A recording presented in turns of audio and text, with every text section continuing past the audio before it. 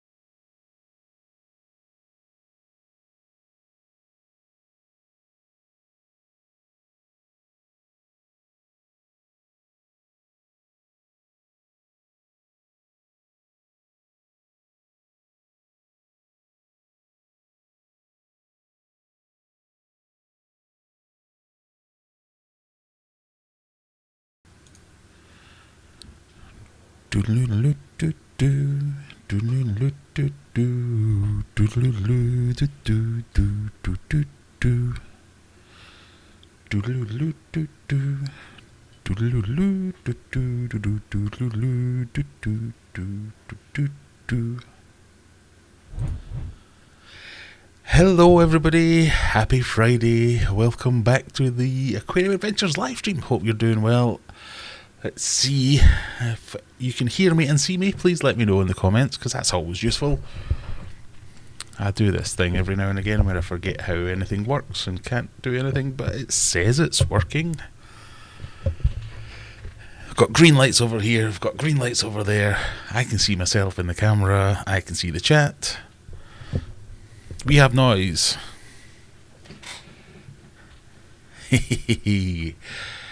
Happy April Fools, everyone. Especially all those people I managed to get today. If you have no idea what I'm talking about, you had a lucky escape. Let's put it that way. We have noise. That's what we want to hear. Thank you, Sharpie. Good evening to everyone. So, let's start properly. Introduce myself. Hello, I'm Graham from the Aquarium Adventures channel. A channel dedicated to posting fishy content, but on a Friday night we have a bit of a chat, talk about whatever the hell you want to talk about, including fish stuff if you want to, but we quite often take a little diversion, left or right. I haven't planned anything, I never do. Sometimes I write down some headings of some potential topics, but I haven't done that. It's been a busy old week.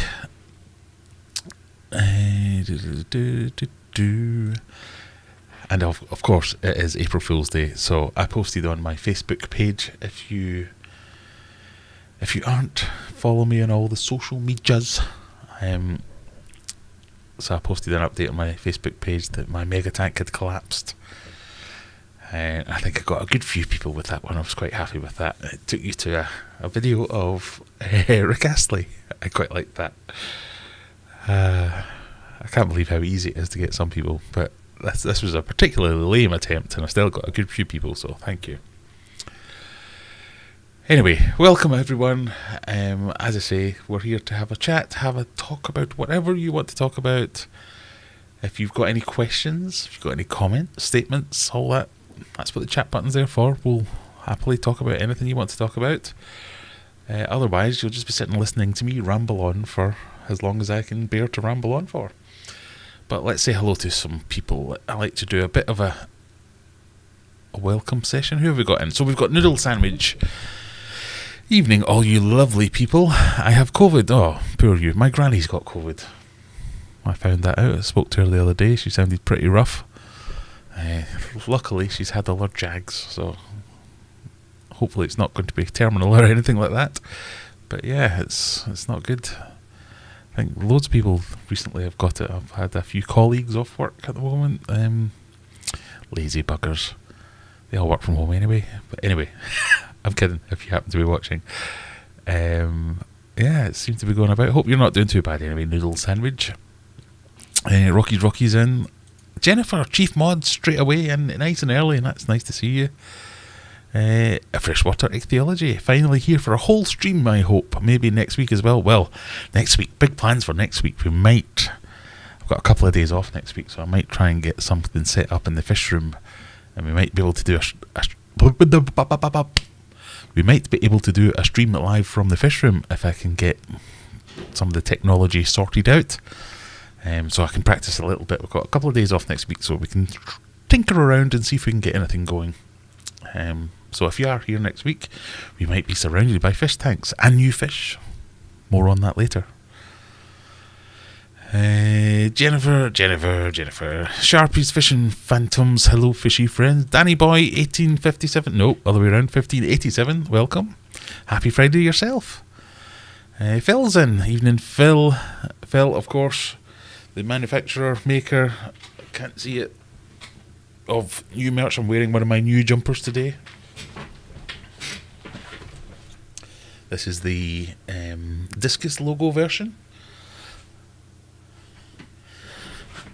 I've said it before and I'll say it again. The comfiest hoodies I own. I've basically been wearing these all winter. Great stuff. This one's a new one, but the cock hoodie that I had before, that I usually wear on the stream, I think that's been washed a bazillion times, and the colours are still spot on.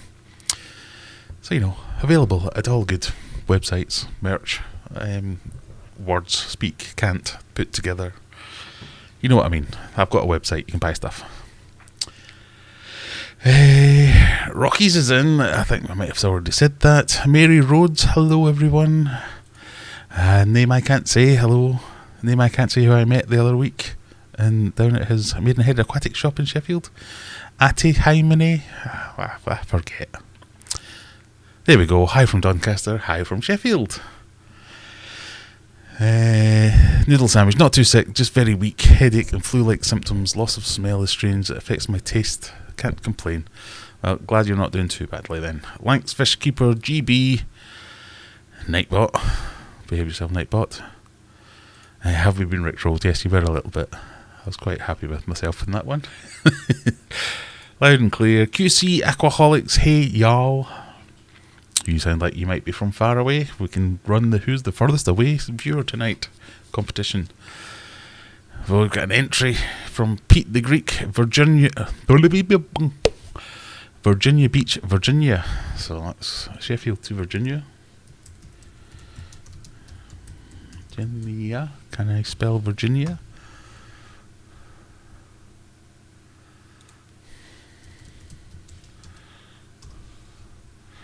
$3,704 miles to Virginia, but still, it's kind of East Coast. I'm sure if we've got anyone in the West Coast, that might beat that, or if we've got any Australians in.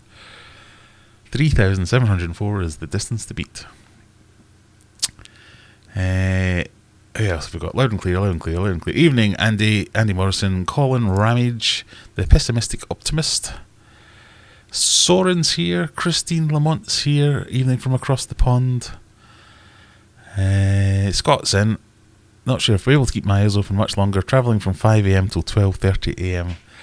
Yes, midnight, but I'm here for now. Well, congratulations, you've made it so far. You'll need to let us know, Scott, what was the highlight of your trip? What one did you get to? What shops did you get to, rather? Which ones were your favourites? Which ones had your most interesting fish? We need to know.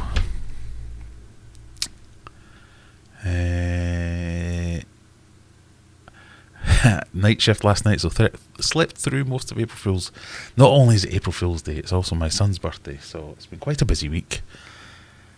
I think it's fantastic that I've got a son whose birthday is on April Fool's Day, so when he's a little bit older and more emotionally stable, then I can really really take him then to town.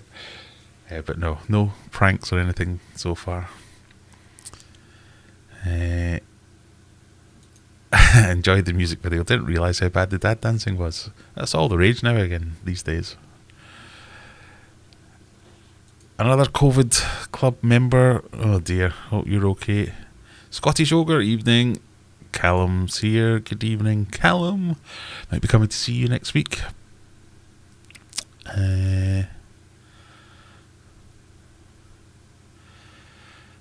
Liam's late, had to do the beer run. Caught out twice today. First, my boss told me he had scanned a zebra Daniel on the till and it worked. Then my girlfriend gave me a heart attack by telling me she was pregnant. That's not nice. That's taking it too far, surely. That's not even funny.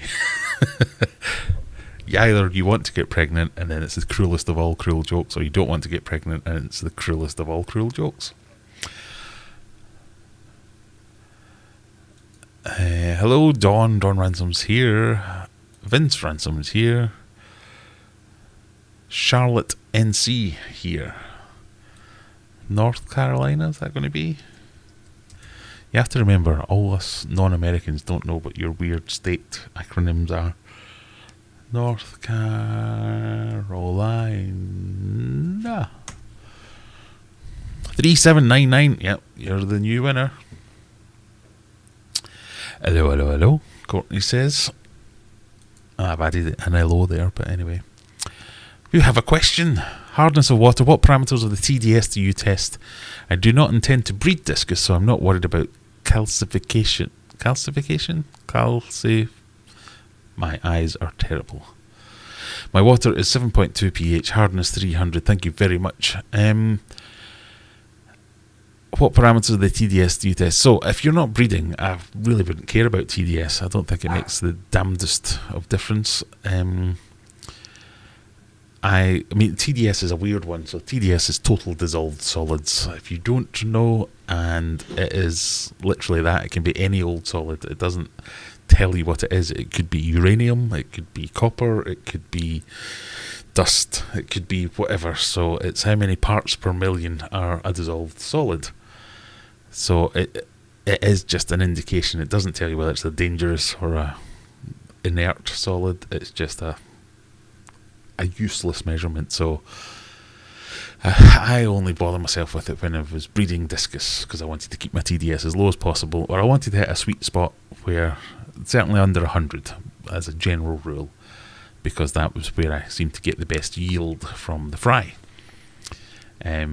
But hardness is your kind of GH, KH. They're much more accurate and, well, not even accurate, much more useful measurements when you're trying to determine hardness. But if you're not breeding, I mean, it's useful to know, but I find, and it's probably not a popular opinion, but I find most fish will adapt reasonably well. I mean, you'll obviously get your specialty things, which really they will suffer if you don't get them in the right kind of water parameters. But most fish, even Discus, will adapt to a wide variety of conditions. And I've said it once, I've said it a million times, never exaggerate, but stability is the key. So even if it's not ideal water parameters for the fish that you want to keep, as long as you keep it there, the fish will normally adapt. And I'm being very general when I'm saying normally, because that's obviously there will be cases where there is a very sensitive fish that I haven't considered that does need a very specific range of parameters. But most fish, with a very general way of saying it, they will adapt. And as long as you can keep it solid, so if your fish prefers a pH of 6 but you can only get 7.5, if you can keep it at 7.5, that fish will probably adapt to live in there quite happily. Caveat, caveat, caveat. I hope that answers your question.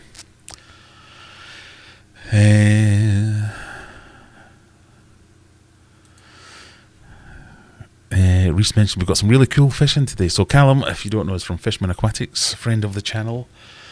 They've got a new child-friendly area, so I'm bringing my children over. So Callum, you're going to be doing some babysitting next week.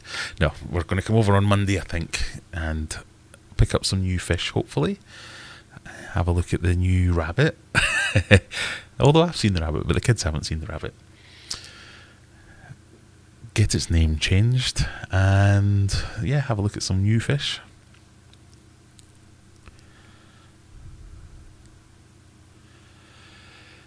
Keep your eye out, says Scott. I've got loads of video footage and I'm planning on doing some videos. My friend from Wharf was very accommodating. I wasn't aware I had a friend from Wharf. Who would that be? Noticed on Discord I ordered the glass. Yes, David, it has happened. I'm scrambling for the receipt. Let me get down to the bottom of the comments and we'll come back to all the things that I have got through. Leanne Myers, hello from Sheffield. Hello from Sheffield too. No fatigue. So, yes, friend of the channel, Fishman Aquatics, Callum from Fishman Aquatics, and Smelly Reese from Fishman Aquatics, who doesn't smell super bad.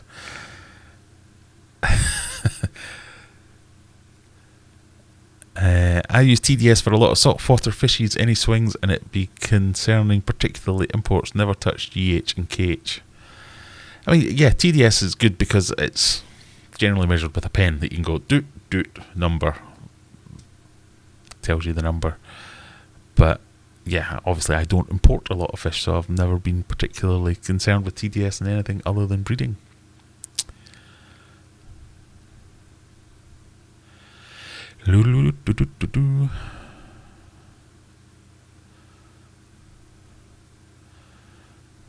You got another new rabbit today. Oh my god. Might not get the kids out of there. So, yes, big news for me this week is I finally ordered the glass for Mega Tank. I didn't smash it to pieces like I made out I did on Facebook. Not only am I losing the power of speech, I'm replacing words with random words that don't even make sense to me anymore. Definitely got some kind of brain tumour. So yes, ordered the glass. I finally bit the bullet. It was becoming one of those things where, you know, when you deliberate over and over and over again, oh, is this the right thing to do? Is that the right thing to do?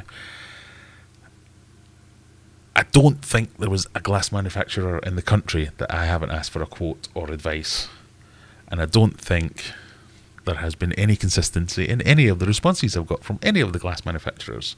So I started off by going to all the fish tank manufacturers that I knew.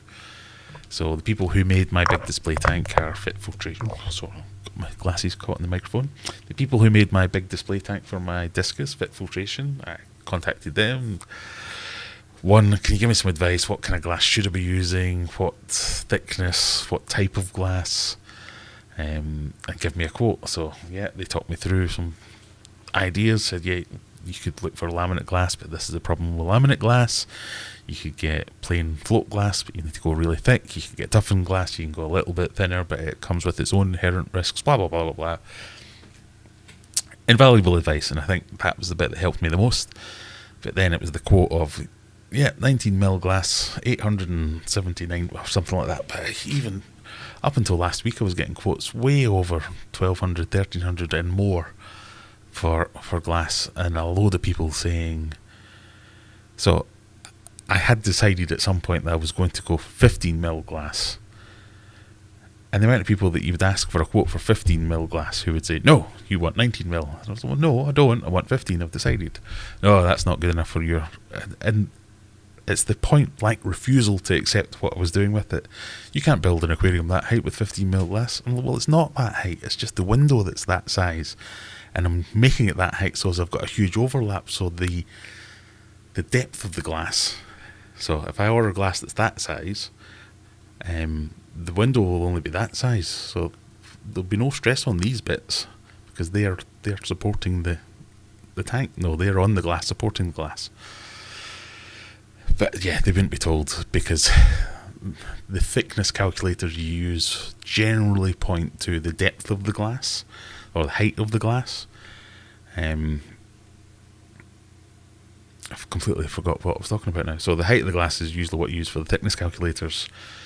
Plain old annealed glass, float glass is just glass. It's nothing done to it.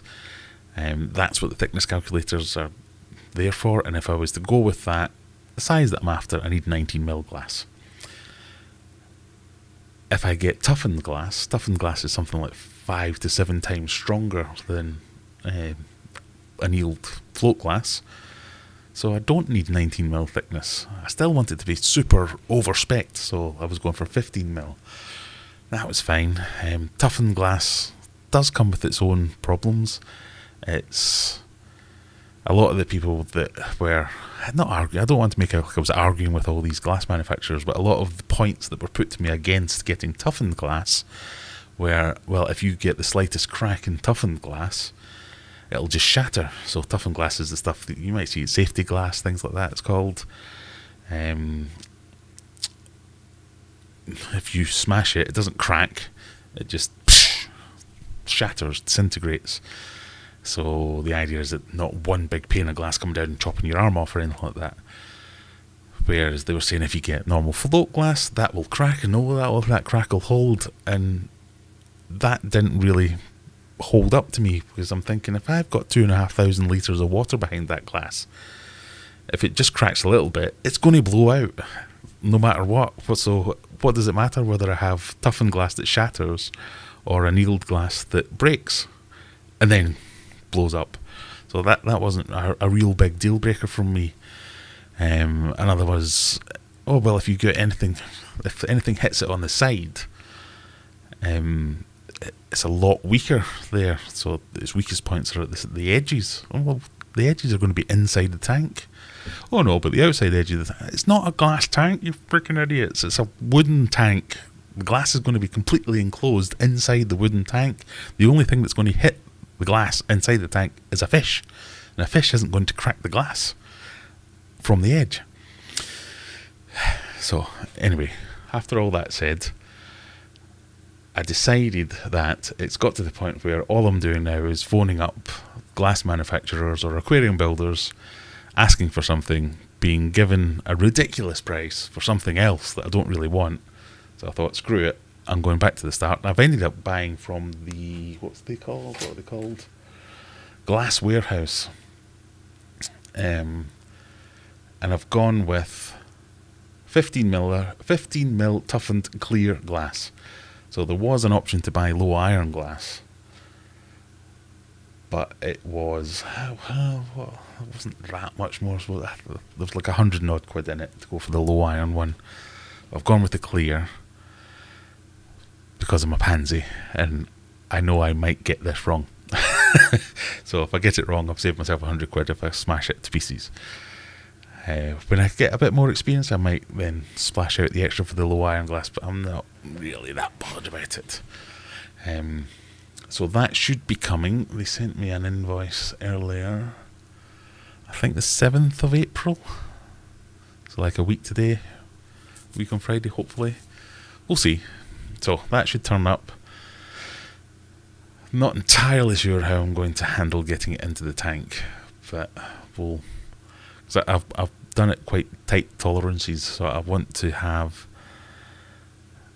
I don't know if you've noticed, but I have built the tank slightly different. Most people will build a tank with huge borders on the viewing window, and I've gone quite small there because I want as much glass as possible. I want it to be as much of a viewing window as possible. So therefore I've used quite tight tolerances, and I've got the glass going right up to the edges and right bottom to top. So there won't be any glass, any fish picking at it from the side, or any risk of me damaging it with rocks. I'm going to put rocks in and all that kind of stuff, but we should be fine. So in theory, in my theory, I should be well over-spec'd in terms of strength of the glass, and it should just be a case of siliconing, getting that in place, leaving it for a few days, test fill, fingers crossed, touch wood, everything will be happy, and then I can get some big F-off fish in there. That's the plan anyway. Still sticking with the plan of Oscars. I want some big Oscars. I really can't get away from the bass. So again, you might have seen on Fishman Aquatics Facebook page, they've got a Chimensis, something along that. peacock bass. It's fantastic condition. It's fantastic looking. It's just fantasticness. So I kind of want them in there as well. So looking at what other options I might be looking at. I want rays. I want all kinds of things. But first and foremost, I'm trying not to think about that and just push it back a little bit. So I'm trying to think about just get the glass in, get it filled, get it fixed, and then I can go. So hopefully we're there. So we'll talk about stocking a little bit later, maybe. Sorry, I've been rambling, so I shall just have a little look and see what people are saying.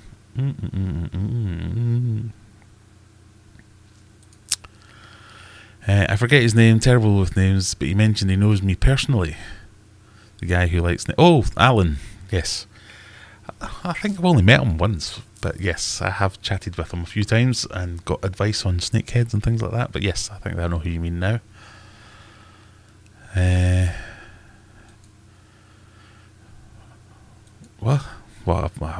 missed something. We're keeping it as Bruno, so we have Apollo, Bruno, and Graham. Surely it should be Creed if you've got Apollo. Oh, Bruno's... I was thinking Rocky characters there. Bruno's not a Rocky character, he's just a boxer. I'm not sure I like Graham. I think we should be changing that name. I'm just looking at myself in the camera. I suppose it is appropriate. I'm a bit grey. A bit grey. I'm a bit not grey. Mostly grey. Play F1. It works for me like an adult lullaby. I've obviously missed something, sorry. I do love a bit of F1, says Cal. I do love a bit of F1 as well, I must admit. I was tempted. Where is it? I've lost it again. I got the wheel out earlier, and then I couldn't get the F1 game to load. But I might get that set up and have a go on the old computer. We've got a gaming channel on our Discord server, which is up there. So maybe we should do like a Aquarium Adventures team race or game or gaming session. Might have to resurrect that idea in the Discord, which is up there. If you want to talk about fish or anything else, Discord's your place.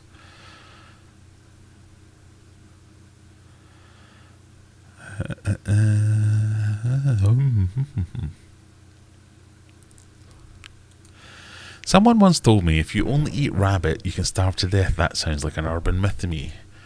I'm going to Google that.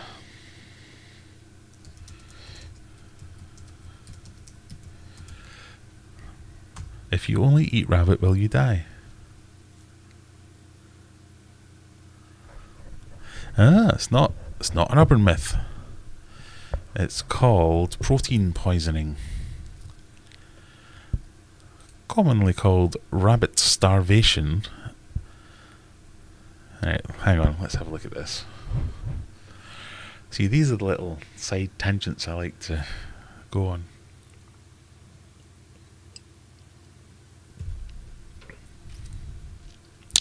Commonly called rabbit starvation or mal de caribou, but officially called protein poisoning. It happens when you eat too much protein without enough fat and carbohydrates, which leaves your stomach full but your body malnourished. Excessive protein can overwhelm your liver and kidneys, leading to excess ammonia, urea and amino acids in your blood. A serious condition that can kill you. So it's very much true. So any lean meat, it's basically eating meat that's too lean without any carbs, fats. Not a problem I'm going to have. See, told you I'm healthy. What's that? QC alcoholic. Aquaholic says 58 watching and 31 likes. That's not on. Surely we should have more than that. Well, we do have slightly more. Come on, people. All you have to do is click like. It's one button.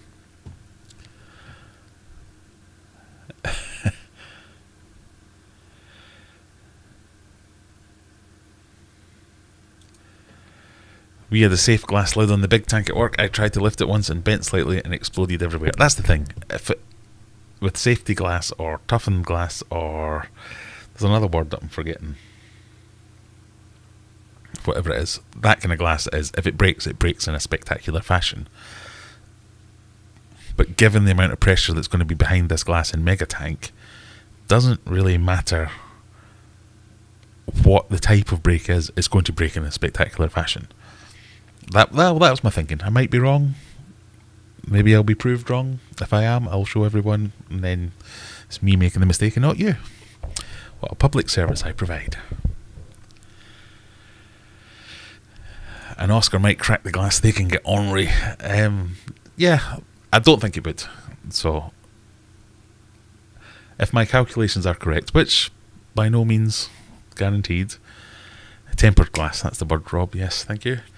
If my calculations are correct, 15mm toughened glass should be stronger against impact by several factors 19mm plain float glass. So we should be good.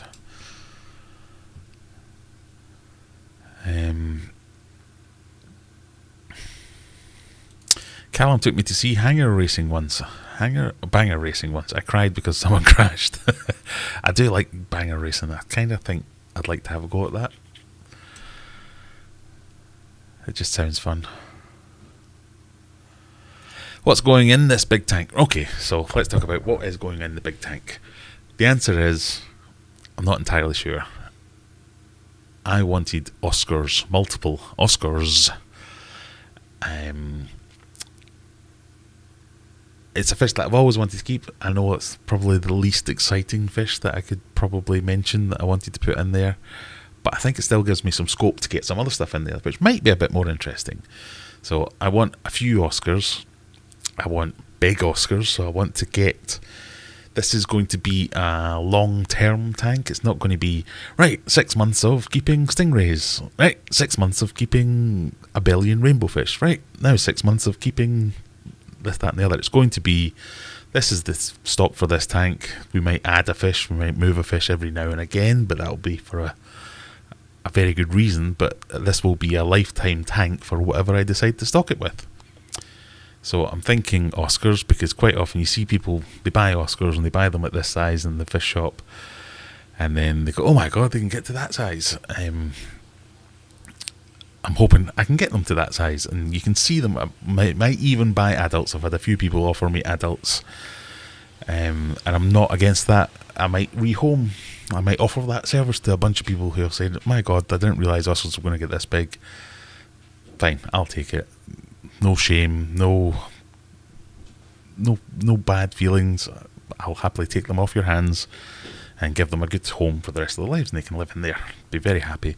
Fishman Aquatics have got one. It's the ugliest Oscar that's ever lived. It's full of warts and scars and everything, but I think it's fantastic. That's exactly what I'm after. So that said, I don't just want Oscars. I do want some more interesting things. I do like some other big cichlids from all over the place. This isn't necessarily going to be something that's going to keep everybody happy. It's not going to be, oh my god, he's mixed an African cichlid with a South American and a Central American cichlid. Whoa, what an idiot. I will probably do that. There will be fish from all over the place in there. It's not going to be a biotope. It's going to be this is a tank full of big fish that I think are cool, and that's the reason I've built it. So we'll have Oscars. We might have other things in there. Sevrums. I'm really quite partial to Sevrums. I'm quite partial to the peacock bass. That's a new thing for me. I must be completely honest. It's something I've never really thought about. But when I saw the videos of the peacock bass that Fishman Aquatics has had, and then saw it in person, I couldn't take my eyes off it. I thought, this is the coolest fish that I've ever seen. I want to get a bunch of these. So there might be a couple of them in there. There might be some other random community fish. There might be a little bit... I do want a community, so it will be a community that's just probably unachievable for most normal aquariums, because it's going to be a big ass aquarium. So there'll be all kinds of things in there, but the only thing that I'm really certain on is it's going to be Oscars.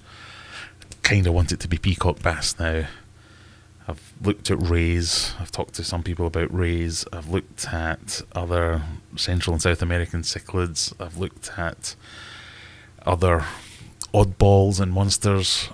and loads of them appeal to me, but I don't want to come out here and say I'm going to get all these fish, and then I can't source them, or I can't find them at the right size, or it doesn't work for whatever reason. So I'm basing it on Oscars, peacock bass with a very, very close second, and then other things in there that I think are cool. So that's the stocking. I hope that makes sense.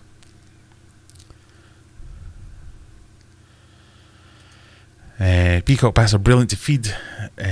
Yeah, everything about them I think is just really interesting and super cool. So that's why I'm into them.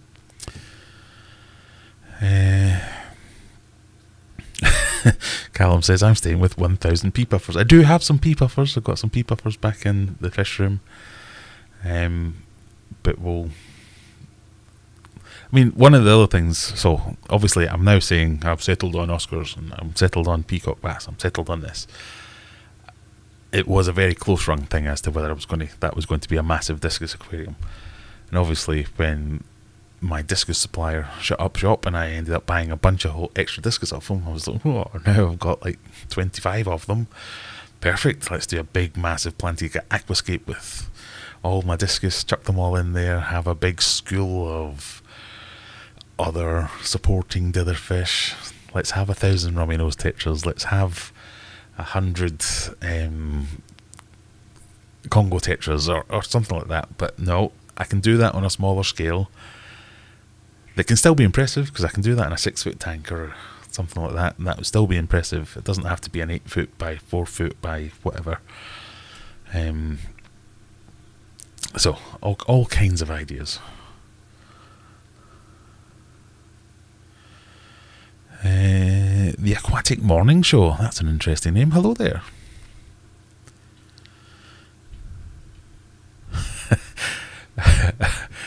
I like that description of rabbits are multi-purpose pets. If I stopped reading there, I'd be going, oh, multi-purpose pets. Oh, man, they can calm you down. They can... you can get affection from them. No. If you get bored of them, you can eat them. Sorry. That tickled me. The Aquatic Morning Show says, I am Jess with mains, tails, fur and fins, and this is my show, The Aquatic Morning Show. I have just recently found you. That sounds like the start of a collaboration email offer. I've got a funny story. I don't say that as a negative thing, but I had somebody left a comment in one of my videos. I think it was my Discus, all about Discus video. And the comment was, please can I use some of your footage in a video of mine? And I was about to, so like 2 hours had passed before I saw this comment, and I was about to go, yeah, fine. I mean, I don't care. I'm fine with it usually 9 times out of 10. So I just clicked on the name to see it, and they were running a live stream and they'd already been running for like 8 hours by this point, and it was just my video in the background as a loop with loads of like call to prayer music playing over the top of it. I was like, you cheeky bastards. And it was all about they just left the comment saying, is it alright if I do that? So I was like, no, fuck off, you can't. And then I had to do a copyright strike against them. I had to do a takedown request. So I only did that because they pissed me off by saying, is it alright if we do this? I was about to say yes and checked that they'd already done it, so they were kind of missed the boat by that point. I got the pissiest email ever from the guy. I can't believe you've taken down my video. Why would you do that? That's not fair. I'm allowed to use that for it. You cheeky fuckers. No, you're not. I have to do it. So we've been emailing back and forward. He doesn't get it. He thinks because it's a Creative Commons license he can do whatever the hell he wants. Well, it's not free use. I would have said yes if you hadn't been a cheeky fucker and said, can I use it? Well, we were already using it by that point. Anyway, I digress. It's just this week has been crazy with offers from people saying, hi, I'm Bill from such and such channel. I came across your YouTube channel today and I think it's fantastic. Okay, what's that about? Anyway, do you want to listen to my... No, you said my channel's fantastic. What did you like about it? Give me your WhatsApp. No. What did you like about my channel? Why is it No, because you're a freaking scammer. How about you go and jump in a river? So I think it's a week for it this week where everyone wants to make some kind of scam collaboration So if you have a genuine collaboration request, get in touch. I'm usually quite nice. I'm not at all as ornery as I am at the moment. But yes, so hello Jess with Mainstails Fur and Fins. Welcome. I hope that little diatribe, you didn't take offence to that, because it wasn't aimed at you, it was aimed at other people. So I'm glad you found us, and welcome.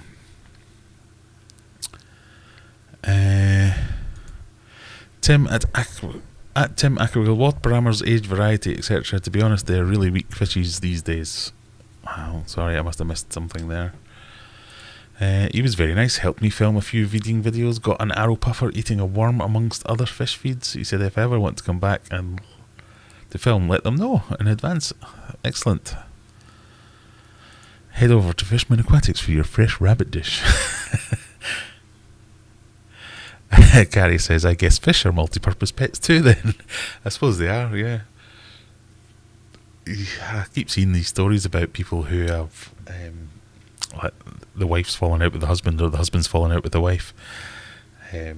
So she cooks his fish or he cooks her fish and things like that. I was like, oh, nasty. But I was talking to somebody else at work, and they were saying, oh, if the world comes to an end, you know, the kind of genuinely happy conversations you have at work. And they were like, oh, well, Graham will be alright. He's got hundreds of fish. He'll last for ages. Yeah, so, you know, society collapses. My fish room won't be so stupid expense then, will it? No.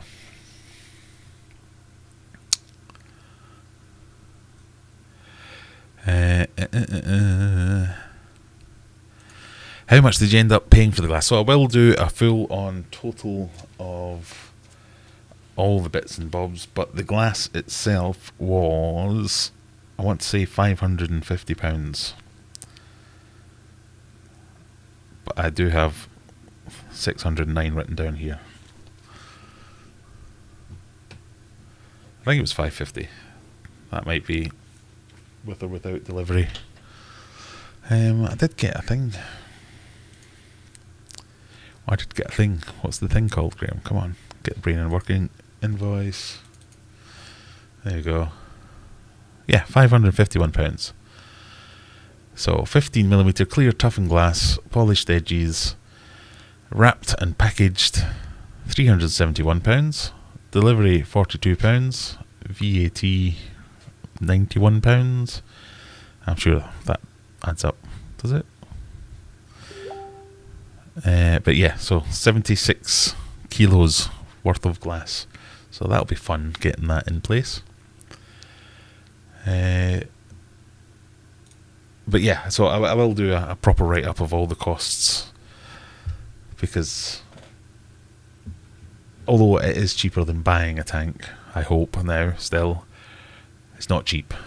Two very different things. If I'd done this a couple of years ago, because when I first got my Maboo puffer, I apologise, I don't know why I can't say the word Maboo without saying it like that. Maboo puffer. My plan was to build something exactly like I've just built, but in the old house. And I'd priced it all up, and I'm kinda twice the price as it was going to be back then, and that was only 3 years ago, something like that. So yeah, it pains me a little that it's been so expensive, but it'll be fun.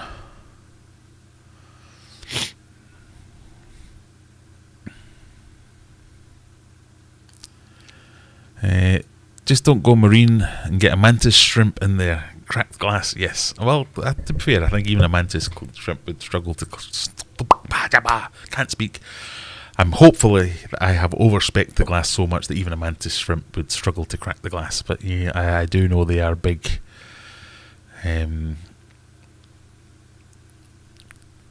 Powerful things. So I've seen a load of videos on them of mantis shrimp attacking things and just been like, kabam! Die! I look forward to seeing all these fish I would never personally keep. Well, that's kind of the idea, I think, yeah. I've just seen something else. I like this a lot. Big snakeheads, definitely. I got some snakeheads from Fishman Aquatics a few weeks back, who hid under the wood and under the rocks for the best part of a fortnight after I got them, and I was a bit like,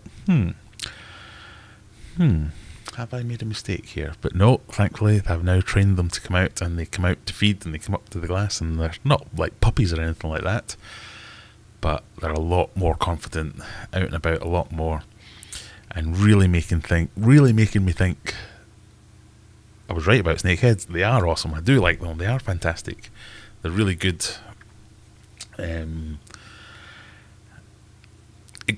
Expressive fish, is that the thing I'm trying to say?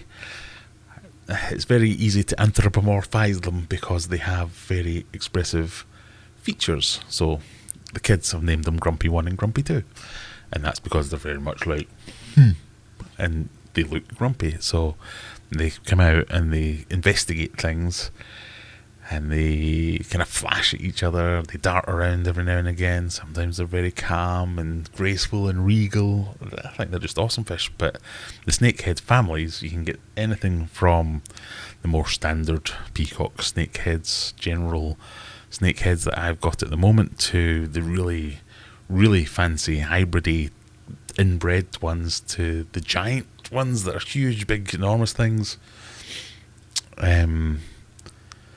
But yeah, I've only got so many tanks. I don't know how to do that. I guess I would need to look at see if, because I keep saying Oscars, that allows me to do a lot of things, but it does take away from a lot of things. So I need to do a bit more research. But big snakeheads, I do like the idea of big snakeheads, if nothing else. When I say big, I mean like golden. Yeah, they get about 12 to 14. I thought they've got even bigger than that, to be honest. Tarpon. Yeah, as interesting as tarpon is, that, no. I'm not buying your tarpon. But I might take your barracuda, if you've still got it, or your bass, if it's still there in a few weeks. Oddballs. Yes, definitely some oddballs in there. Shout at me if you don't like this question, but how's the fish room after last week's flooding situation? Am I okay? I am okay, and that does bring me nicely on to a feature I had hoped to talk about. So, if you're new here or you didn't know, I started doing a water change on my Congo Tetra. God, I couldn't remember the name of it. The Congo Tetra tank, and started the water change. Walked away. Went to bed, got up the next day to take the kids to school, and went, why is there all this water on the driveway from the garage? And I just basically had forgot to turn the tap off. Flooded the fish room, killed all the Congo Tetras, unfortunately. And I was a bit, well, I think I went through all the stages of grief, as they say, denial, anger. I think I just mostly stuck with anger for quite a while. So I was not a fun person to be around last week when that first happened. There was a few people at work that got the sharp edge of my tongue that day. But it was mostly because it was all my fault. I couldn't blame it on a mechanical failure. I couldn't blame it on random circumstances. I left the tap running. It was my fault. So I have been looking for... So now I'm fine. I've had time to think about it. I'm still gutted. I wish it hadn't happened. I'm still upset with myself, but it is what it is. Which is a horrible thing to say, but it is what it is. I guess that's what the problem is. There's no easy way to talk about it without reminding myself I was an idiot, and any attempt to, don't blame yourself. I kind of have to blame myself because it was my fault. And any attempt to brush that aside makes it seem too flippant. I did kill a bunch of fish. Yes, it does happen, and I'm no doubt I will do it again. Doesn't mean I have to like it, but yes, so it happened. So I made a video about it, as you do. It was more to call on people to corral the community, to say, right, give me some ideas. How can I avoid this? The key way to avoid that was for me to do my auto water change system, so I didn't need to be running hoses all the time. But I have some more problems about that. But anyway, so that's not up and running yet, and it won't be for a little while. So give me some more ideas. So from the very simple and straightforward, which I should have already been doing, of Why don't you set an alarm on your phone? Why don't you set a timer? I'm going to get I'm going to get a computer assistant, put it down there, and then just every time I start a water change, I'll say, Alexa, set a timer, and she'll let me know when an hour's gone past. Oh, you've not turned the water off, go and turn it off. That should catch 9 out of 10 problems. But what I want is a Graham-proof solution. And what I mean by that is, the way my brain works is, I'm so lazy, if I can find a quick and easy / lazy way to do something, I will do it. And I'll remember to set a timer, but there'll be the time that I don't remember to set a timer, and I just won't do it. So I'm looking for a kind of human-proof solution of how can I do this. So if I forget, as I will, because I'm an idiot, what solution can I employ? So I had lots of suggestions, some of them better than others. I don't mean to be unkind to some people, but there was a lot of suggestions that were like, oh, why don't you just get one of those clip-on float valves? Or things worded like that, where, you should just use this. And this would be, you should just use this product, which doesn't exist and I'm not going to give you a link to.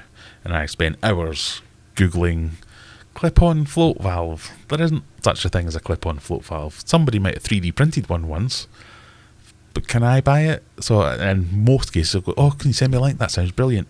Silence. Another one was just drill every tank and have a float valve, so you just connect it every time you want to do a water change. Well, no, that's even more work than just remembering to set the timer. But there was lots of that kind of thing of, oh, just do this, with no explanation of what this was or how to make this. But I had a few really good suggestions. So one of them I have now bought, which is this thing. If you can see that. So that's, it's get my face out of the way. It's basically a gate valve controlled by a solenoid. So this bit here is the solenoid, which is normally off. So this will keep this closed. So you put your water line in here, which goes through here, and it will normally be closed until you put power to it, and then it will open, and then when power goes off, it will close again. So I will attach this, I will figure out how to power this, because this is all that came in the packet. I'm assuming I need to solder some wires onto these terminals, and they'll be positive and negative, I guess. Which I'll need to hook up to a plug somehow. There's not even any indication. Oh no, there is. 4.8 watts at DC 12 volts. So I'll need to figure out a power supply for this, but I'll plug the power supply into one of my spark plugs, and then basically the idea then is I have to tell it to go on. So this wants to be off. I will have to say, I'll make a routine on Alexa or something like that, and I'll have to say, right, start a water change, and that'll kick on the power to the plug for, let's say, an hour. And if I don't manually go and switch this off, or turn it off at the tap, then this will close after an hour, because it wants to be off. So as soon as this power stops getting supplied to this, it will go off. So I'll put that somewhere. I don't even need access to it at that point. It just needs to be somewhere near a plug. Can be mounted on the wall or something like that, and it can just be out of sight, out of mind. But if I want water, I have to tell Alexa I want power to this, and then if I forget to tell Alexa I don't want power, Alexa will remember for me and shut it off. So I think that is going to be the perfect solution. So I will make a video about all this when I get round to hooking it up and wiring it up, and I will give credit to the person who gave me the idea. I can't remember who they were at the moment, but thank you very much if you happen to watch this, because I think that will be perfect. So yes, that was one of the really good outcomes of that, and this is what I want the community stuff to be like. We're all helping each other out.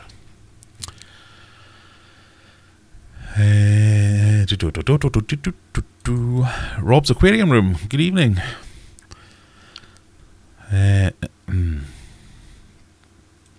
I just found out that someone put a 3 feet long stuffed alligator in the principal's office this morning where I work. I would have loved to see that reaction. Oh dear. Barracuda, yes, indeed. That, yeah. I'd rather have that than the tarpon.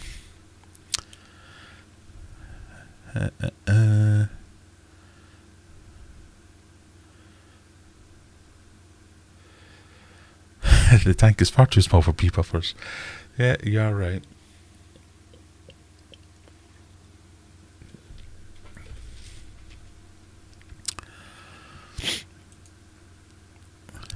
The Aquatic Morning Show is actually a thing. I was supposed to go on it, but I got caught up and completely forgot.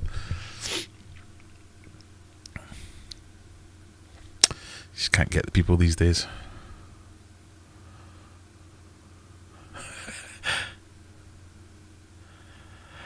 Discus are tri-purpose. Keep, eat, and throw.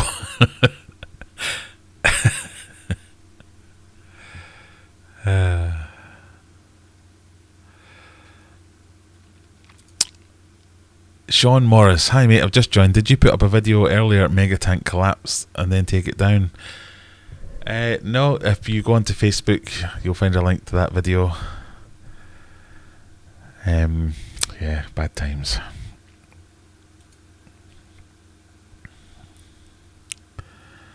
Oh, don't tell him it was an April Fool's, everybody. Oh my god. 76 kilos will knacker your shoulders again. Yeah, you're probably right. I might have to employ a man. Well, 76 kilos, how that's... I'm rubbish with weights and things like that. I moan at everybody for using non-metric measurements, and then I have to transfer it into pounds to figure out how many it is. 167 pounds. I mean, 50 kilos. Yeah, that had... Oh no, how many kilos did I have?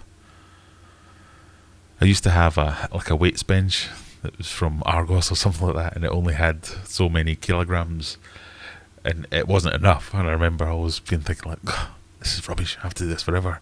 I think that was 50 kilos. So if I can do that with 50 kilos, 76 and that much more, it'd be alright. Be alright.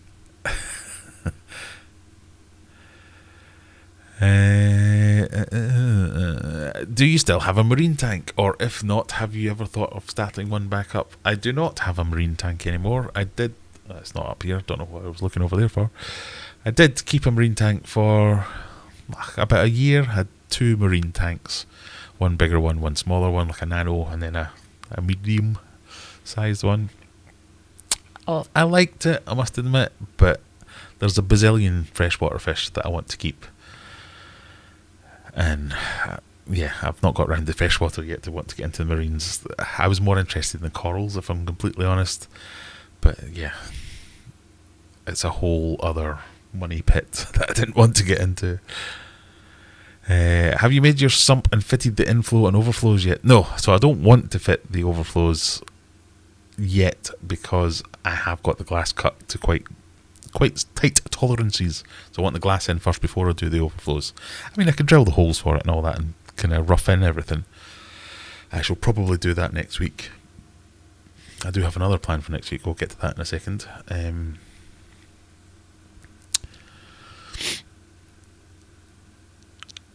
But yeah, I haven't yet done the sump. I do have a plan for the sump, so I might as well talk about this. So I'm planning to build the sump out of plywood. I'm planning to build the sump out of plywood, much like your regular plywood tank.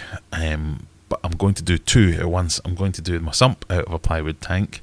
I'm going to be very obvious and say I'm stealing the design of Aquarium Domain and how he does his sumps, which is essentially just using some jap matting to make the baffles. Not baffles as such, but just to create sections. I'm just going to have one section which is almost a bit like a settlement chamber, but also running something like K1 in there, and then some mechanical will be the K1, the jap mat, and then some biological filtration in there, and then return pump back in. So not so much up and over that you might normally get in sumps, but just flow through and separating the sections with the jap matting, which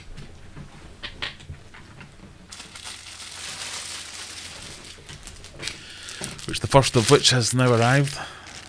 So I think I've got like 10 of these coming. So that'll be there. But I'm also going to build in the same fashion with just plywood. So just a plywood tank. My mega tank is framed, so it's using proper CLS studs, a nice proper frame with plywood lining it. My next tank is just going to be a plywood tank, so it's going to have no frame, just your bog standard plywood tank. And I think I'm going to build a tank for the Congo tank. So I'm thinking of building a 5 or a 6 foot long tank to put on my racking as a plywood tank to make that the Congo Biotope subscriber tank. So that's my thinking there, and I'm going to get started on those 2 projects next week. I've got a couple of days off, and I'll see how far I can get with those next week.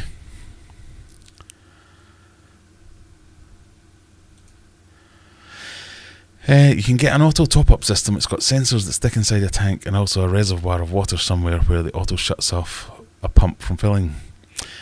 Yes. So, and I do have them. I have that on my display tank. It's got an auto top-off reservoir. You put your sensors with your float valves in the tank, and as the evaporation takes away, it fills it back up again.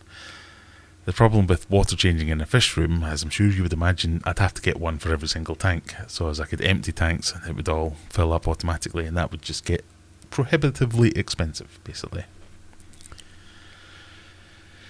Cold water aquatics is in the house. I don't know why I said it like that. Why not just make ecosystems that don't require water changes? Well, there you go. Why didn't I think of that? Because I'm keeping Discus and I can't not do water changes.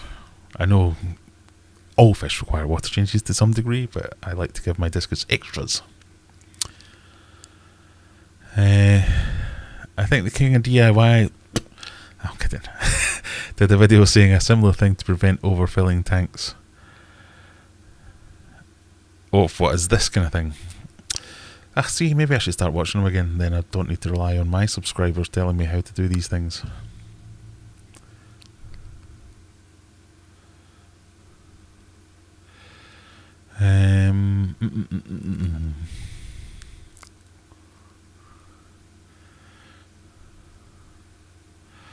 Carries thinks I'm probably in the minority who isn't a fan of marine. I like looking at them, but I'd never keep one. They sometimes don't look real to me. It's not that I don't think I dislike marines. It's just I'm still interested enough in freshwater. I felt like I was dividing my time when I had a marine tank and freshwater tanks. I felt like the marine tanks took up an awful lot of my time, and that was probably because they were newer to me, so I was spending a lot more time researching everything. I also found the marine people to be a lot more condescending. So when I thought I was asking perfectly reasonable questions, I'd get answers like, keep your hands out of the tank. Once you've done this for 10 years, you'll know that. I was like, well, can you not just tell me so I don't have to do it for 10 years wrong before I figure it out? You wanker. So it's not that I don't like marine fish as much. I don't think I'll ever get bored enough that I'll think, freshwater fish are boring now. There's always going to be something new to do. I mean, even discussing tonight, what am I going to keep in mega tank? I could fill 5 mega tanks now with all the things I want to keep, but couldn't keep in the same tank. So there'll always be things that I want to do before I think, maybe I should move into marine. I think if you want to be in marine, you really want to be in that side of it. You want to be...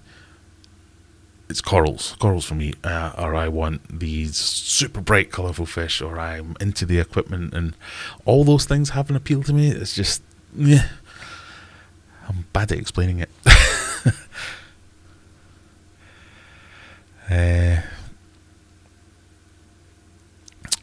Right, let's try Reese's explanation. I don't like marine. I find it very boring. There's a huge lack of character and variation with escapes and stuff. I love the inverts, though. I'd love a big invert system with lots of tanks. Yeah, so I love the corals. I think the corals are fantastic. I still don't really believe that they're not animals. No, that they are animals. And they just... the evolution that has come to be of how corals are a thing is just fascinating to me.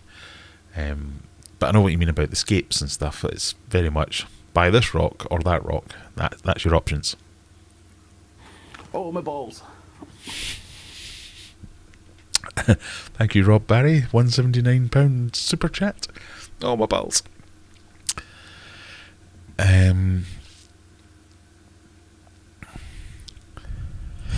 Freshwater is superior. Many more specialist adaptations as there is so little competition from other taxa in freshwater. Marine does bore me a lot. I mean, that is something I have heard from a lot of people. I don't think I'd be bored by marine, and I don't think that's what puts me off them.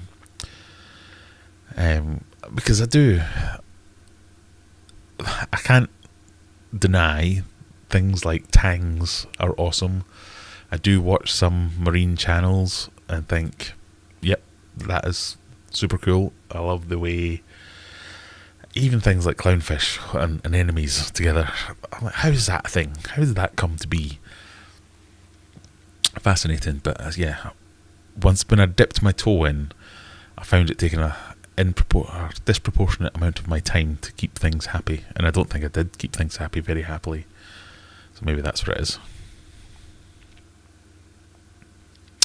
Get well soon, QC alcoholic. Sorry. I keep reading the wrong name there. Get well soon, QC aquaholic. I hope you feel better soon. If you want a tank with just sand and rocks, go with shelled. Yes, shellies. I do love shellies. And there's a few different species of them that I'd like to try at some point. And I think that's the thing with the freshwater things. People think, oh, don't you get bored? Once you've done one tank, you've done all of them.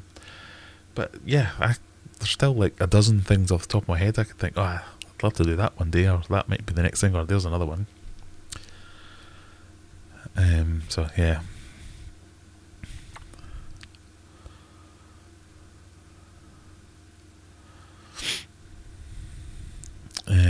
I don't think you're alone. There is a pressure to keep marine, and if you don't, you're not as good, which is completely untrue. Yeah, I think I have found that as well.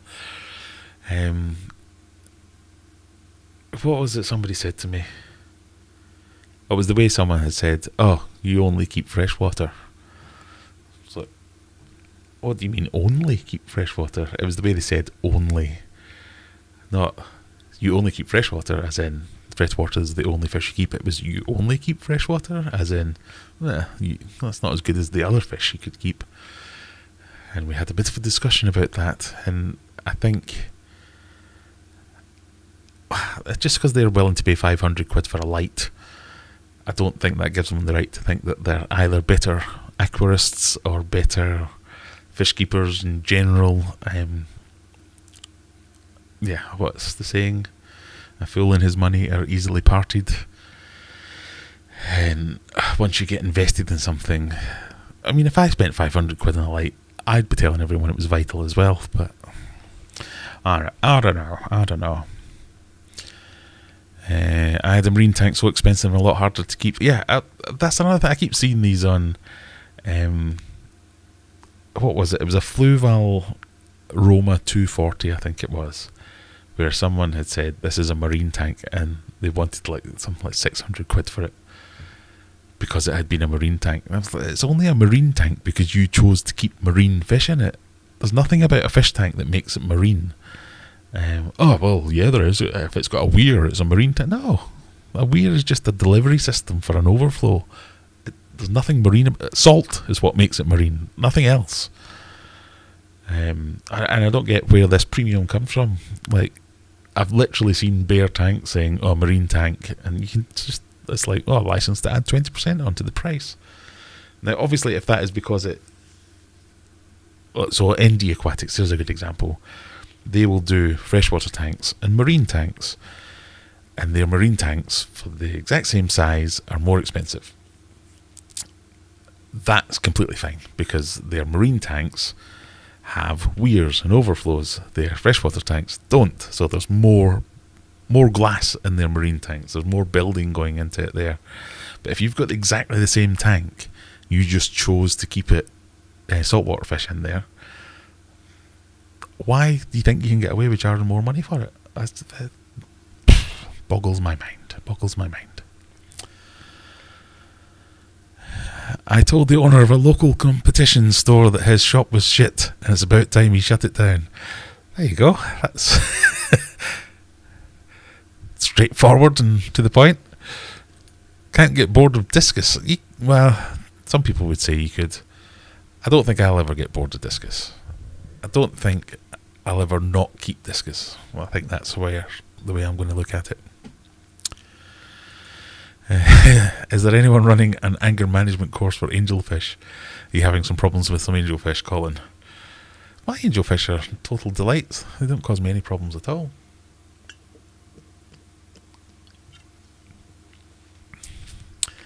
Marine are easier to keep, in my opinion. Yeah, well, I don't know. I didn't find it any tougher to keep. I just found it more expensive. There's a lot more mixing salt. I think that was the thing that did it for me. That was annoying. It did my head in a little bit. So where I can, pardon me, where I can do a water change now. Alright, I might have to throw in some dechlorinator, but I can hook up an HMA filter and not have to worry about that. So I can just go water out, water in. With a marine tank, no, you have to go and get RO water or make your own RO water and then add salt to it and then test that and mix it for 4 days. None of that's true, but it was just a faff. And the faff, I think, was the thing that finally put the nail in the coffin for me.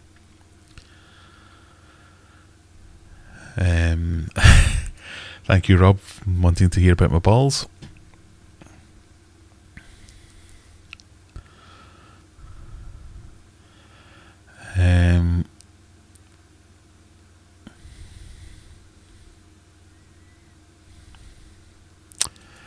I find salties like to overcomplicate things and actively dissuade new people or thoughts. Yeah, there's a little bit of a...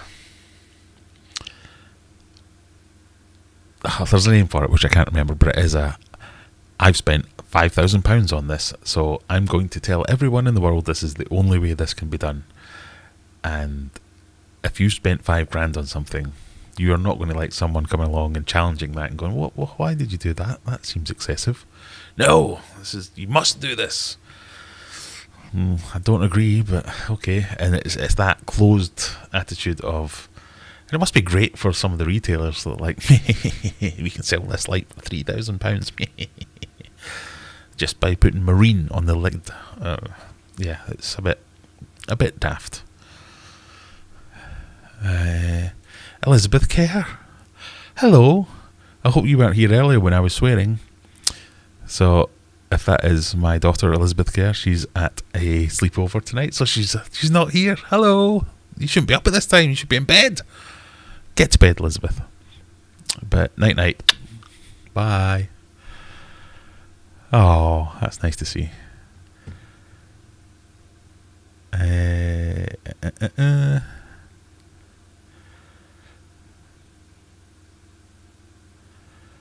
Yep. Hi. Hello again. Night.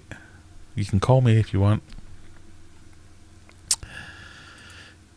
Yes, there's a superiority complex with marines. I've seen many marine owners claim they know about freshwater because they have marine. Exactly. That's another thing. So I forgot about that. This was I automatically know everything about freshwater because I'm already keeping marine fish, and I'm like, why would you think that? So many people I've heard of who have been marine keeping, they've said, oh, I'm going to get into Discus because I've heard they're hard to keep for freshwater. And yeah, no, I don't get why they're a thing. I have a soft spot for mollusks and therefore cuttlefish, but snails I think might be a bit more charm. Yeah, I mean, you get some cool things like that in the marine world, but you get cool snails in the freshwater too.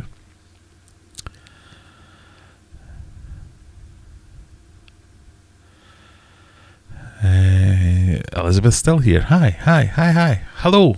You can go to bed now, or go and do whatever it is you need to be doing. But thanks for checking in. Bye.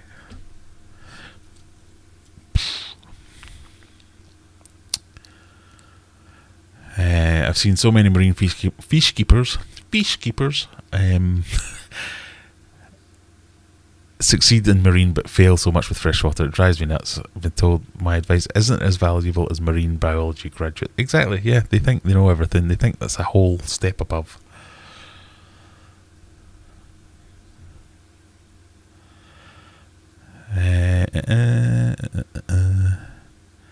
There you go, Elizabeth. People are asking you about Snowflake now. Snowflake's fine. I've fed him tonight. He's alright.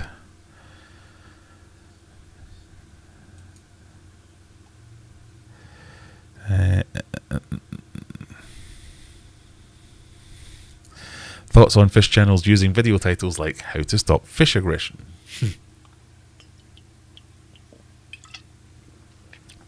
No, it's...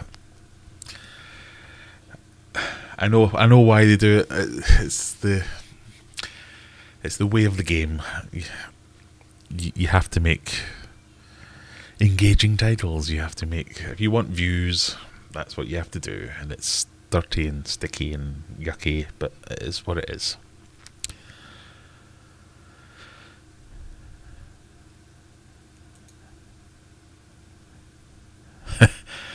I know a guy came in the shop, was asking questions and stuff, trying to talk about marine fish first. He came across like the kind of person that said their betta got to 2 feet long. Yeah, and I live in a reefer. You've been to Tenerife? He's been to 11 a reef. KG's Tropical scares me a little. He sounds very aggressive. His Pleco videos are entirely off, so I haven't watched the others. It seems that he isn't willing to learn. I've never noticed that, I must admit. I don't actually watch that many other fishy channels. And although I know of KG Tropicals, it's very rare that I will watch any of his videos. They've said some things about Discus before that I've been a bit like me, but lots of people are wrong.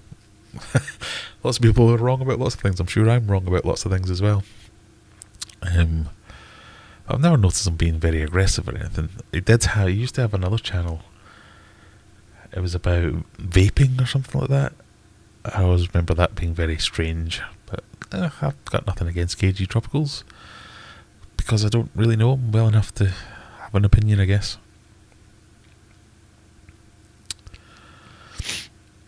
All this koi need perfectly clear water with no silt or algae is utter so koi, there's another level of fish keeper that's got their own little genre of I'm going to be an arse about things.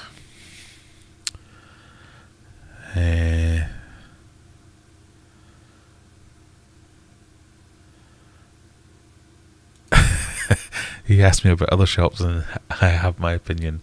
I said local competition was crap. I said Fish World was a s-hole and that he'd been keeping it and running it for 40 years, and I said about time.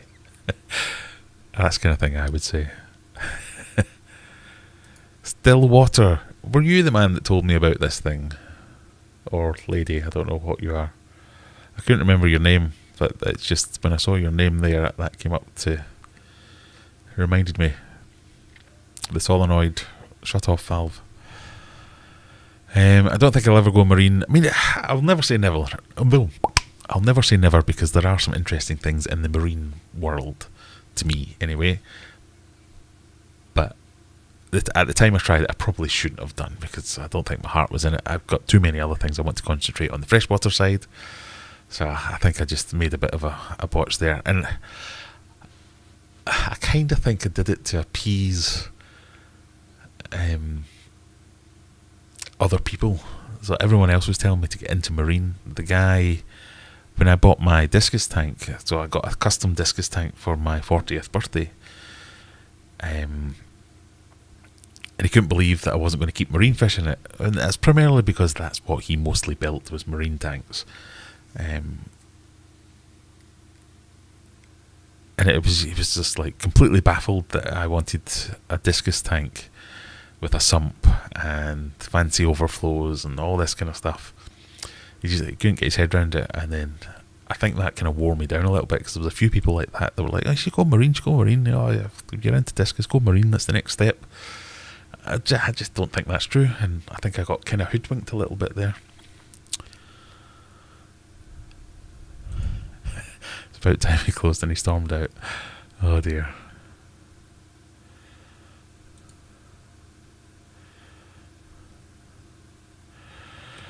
I would be very surprised if my daughter's friends were doing anything other than going, "What the hell is your dad going on about? This is what he does on a Friday night? Oh my god." Yeah, when I had, Elizabeth had her birthday a few weeks back, and she had a sleepover here with a few of her mates.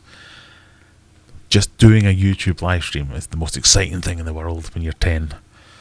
Doesn't matter that it's about fish. They wanted to be in this live stream, and it was all I could do to keep them away. So I'm sure when they're all grown up, this will be much more mainstream, and it will be like, oh my god, this is boring. Why is you talking about fish all the time? What's that all about?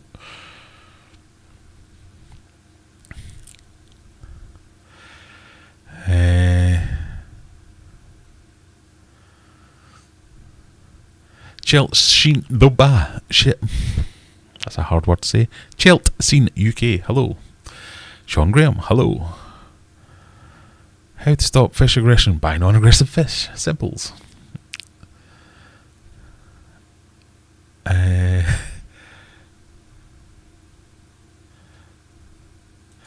not a fan of KG, like I mentioned before. Lisa hardly gets a word in and she always looks so depressed.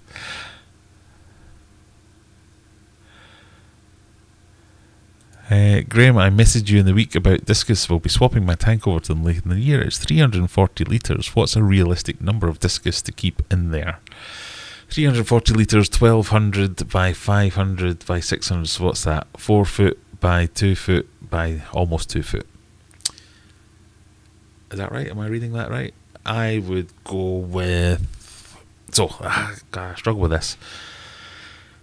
Depends what you want to keep in there. So if you're going to have a large aquascape and you want to have lots of other companion fish and dither fish and a community in there, I would say you want to get a minimum of 6. So let's start there. If you want to keep nothing else in there, if you want it to be a bare bottom tank and just keep Discus, yeah, 15. That wouldn't be a problem. You'll hear people say, oh, well, what you want to do is give 40 litres for the first fish and 30 litres for every fish after that.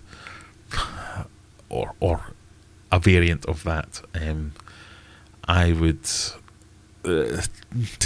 treat that with a smidge of caution. You have to think about what your water routine is going to be like, what your filtration is going to be like. How are you going to do 100% water changes 3 times a week? Are you going to do 20% water change once a week? Are you going to have a sump? Are you going to have a canister filter? Are you going to have air filters?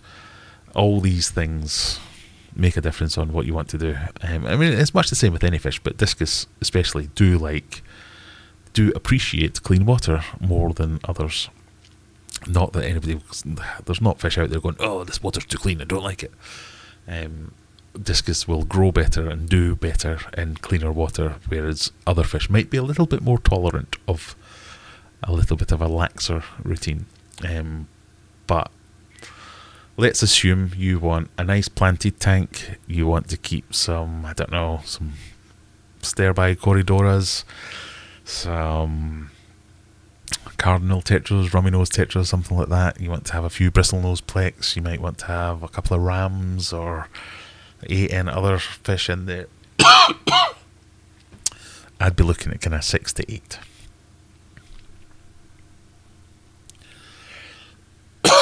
Pardon me.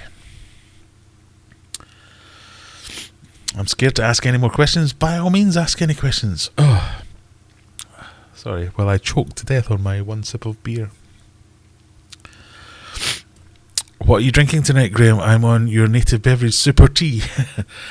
We're on the Heineken tonight. Enjoy your drinks responsibly, people.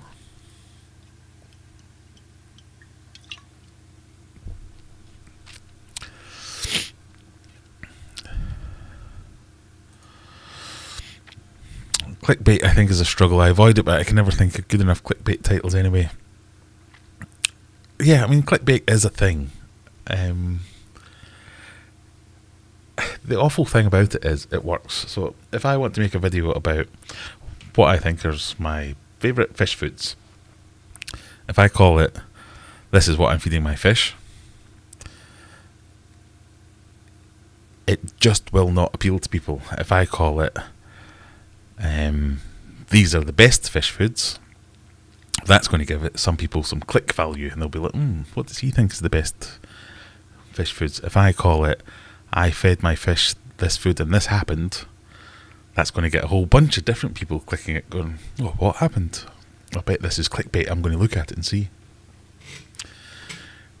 Doesn't matter that it's clickbait, it's and clickbait technically is you misrepresenting something. If it's a click hook, if it's a catchy title, that's completely different and absolutely fine in my opinion. Clickbait is if you say, I fed my fish this and 3,000 naked women turned up, and then no naked women turn up, then that's clickbait. Because you're just appealing to the pervs to get them to click your video in case they see some boobs. That's clickbait. If you just make a intriguing, enticing title and deliver with the content of the video, then that's fine. Still gets classified as clickbait sometimes, which is, I think, is a bit unfair. But ultimately, if I make that same video and can title it one way, that YouTube will end up showing it to 10 times more people, I kind of have to do that. There's lots of people out there say, oh, I'll never do that, and it's I never do that. You don't see Casey Neistat doing that in his titles. Well, you do, and he doesn't have to do that now. So that's why he doesn't do it on every title. If you've already got 1 million subscribers, you already have your audience. If you have 10,000 subscribers, you're still trying to find your audience. If you have 1,000 subscribers, you're still trying to find your audience. You have to get your audience before you can afford benefits of not using these techniques to bring in a bigger audience. And there are arguments to say, well, if you use those techniques, you put off some people. It's scientifically proven that you put off fewer people than you bring in when you use these techniques. So it's you have to do it. It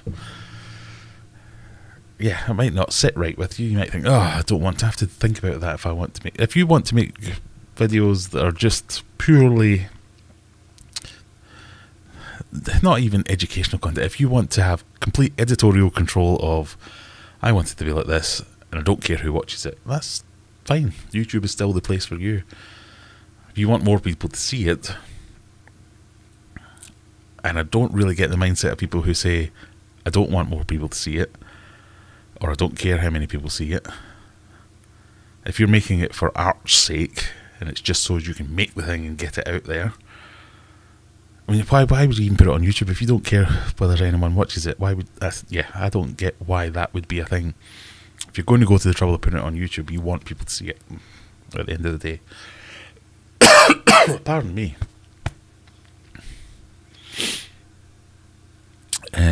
So I often forget to do the clickbaity things, and I'm not good at it, and I really need to get better at it. I think that's where I struggle sometimes. But it's not because I have some kind of innate problem with it, it's just lazy and boring.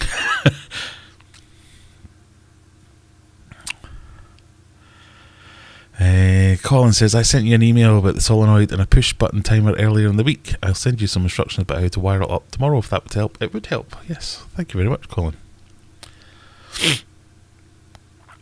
Have you worked out your new electric bill? No, not yet. I don't know if I want to do that.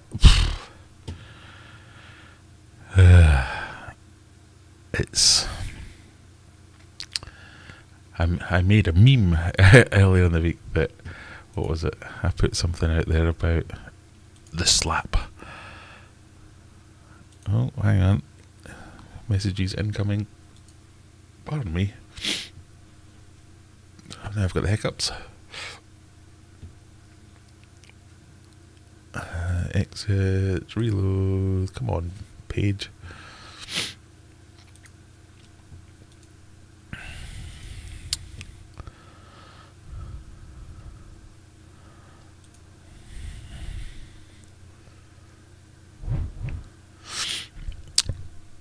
So this has been me recently. Thinking mega tank won't ruin me. Glass prices, timber prices, energy prices. Yeah, this last one. Don't really know what it's going to be, but I keep seeing things like, oh, it's going to cost the average household an extra £700 to £900 a year. I'm like, whoa, that sounds expensive. And then I keep thinking, oh, I'm not even the average household. I'm way above the average household. So every time the news comes on, I just run around, turn the light switches off, and get that heating down, put a jumper on. Yeah, it's not. That's what's made me think about changing the heating in the fish room. So now I'm going to get a radiator installed in the fish room rather than running electric heaters in all the tanks. Hoping that'll have some impact on the energy. I need to look at, I've got solar panels in the house, I'm going to have a look at hooking that up somehow. But yeah, it's everyone's in the same boat, it's all going up.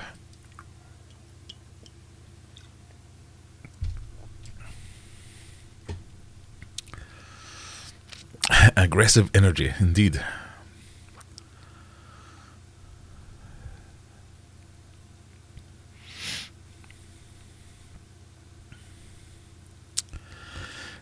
Just worried I opened up a can of worms for the marine question. No, I mean, I've got to talk about something. It might as well be your questions. The marine thing, it's come up every now and again, but I've never really gone into it, and I think it's worth exploring, isn't it? I was thinking no plants, just some big wood pieces, thin sand substrate, maybe 50% twice a week, water changes, cories, a plick or two, and some shoaling fish, running 2 Wassy 600s.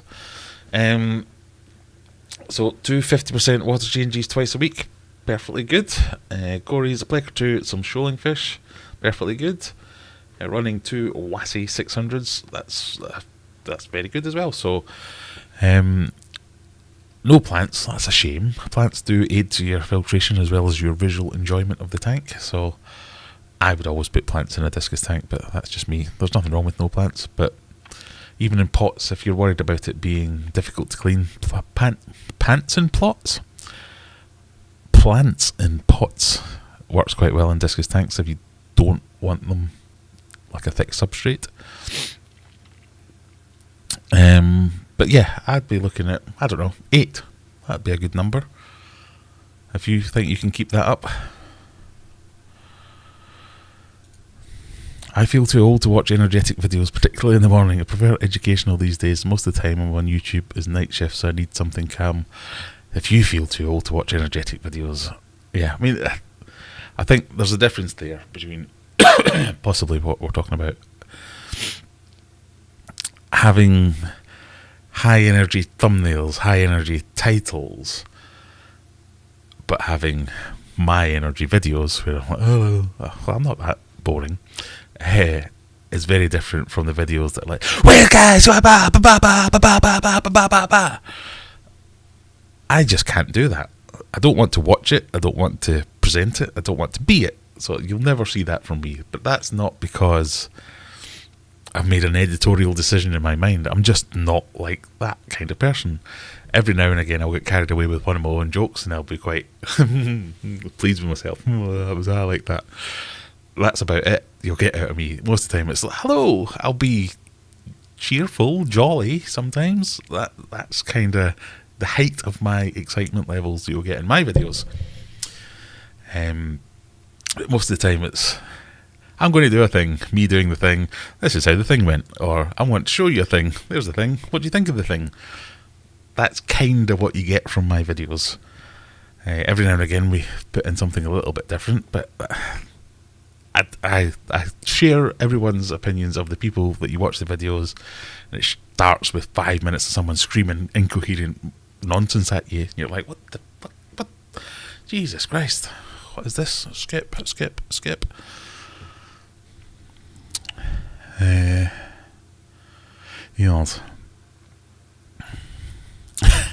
Yeah, I'm surprised I don't nod off filming one video sometimes. I do find a little bit like that myself, I must admit. Do you have goldfish or just tropical? At the moment, yeah, just tropical fish. I have nothing against goldfish, and indeed we want to get some goldfish. My daughter has her eye, or had an eye on a black oranda. I'm still on small face. So a bit of a fancy goldfish. She wants to get one of them, but they need quite big tanks, and I'm selfish and I don't want to hand over a big tank just to have a goldfish in it. Just to have a goldfish. That's going to piss off a load of people. That's not what I meant.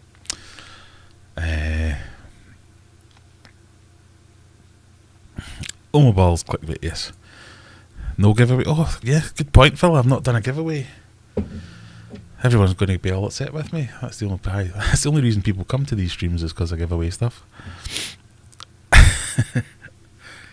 Shall we do a giveaway? Let's do a giveaway. Let me just get to the bottom of the chat. I'll try and catch up. Are you still planning to dig a hole in the garden for your pond? Yes. I have to say that very quietly. So we had a digger here last weekend. That was great fun. And I did dig up a considerable amount of the garden, but we didn't dig any pond-shaped holes. And I did talk about getting the digger back this week, but Mrs. Adventurer is very worried about the power consumption of a pond, because it would have to have a filter running all the time, wouldn't it? Like, yeah, it would. Well, that would cost a lot of money, and I'm like, well, I won't remind her right now about the 30-odd tanks in the fish room constantly running filters 24 hours a day, but okay. So, we might just have to hold off on the pond a little while to see whether or not the upcoming energy price rises ruin us. And I have to take a second job. Or a third job.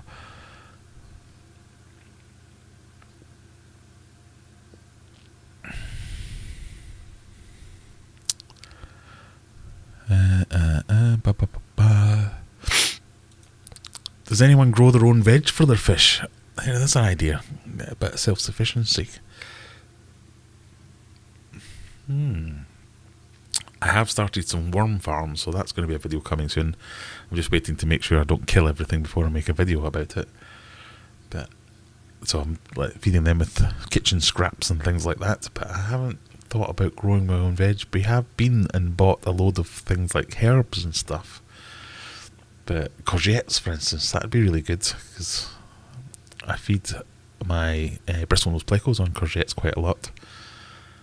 I find them to be a little bit more tough and stand up a bit better to the water conditions than things like cucumber that just disintegrate very quickly.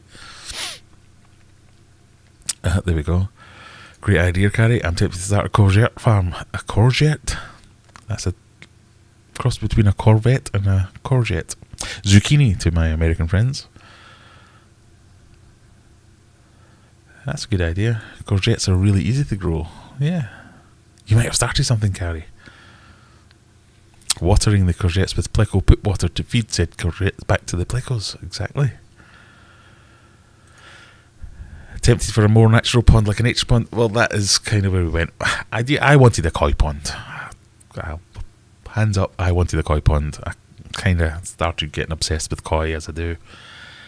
But I wanted one of those koi ponds that's like kind of 4 feet underground, 2 feet above ground, viewing window. And when I explained that idea to the good lady wife, she was a bit like, nope, don't like that. And the garden is very much her domain, so okay, we'll put a pin in that. It's quite a big garden, so I'm sure I can still sneak it in somewhere. But she quite likes the idea of a nature pond. But still want to keep fish in it, so I was thinking of having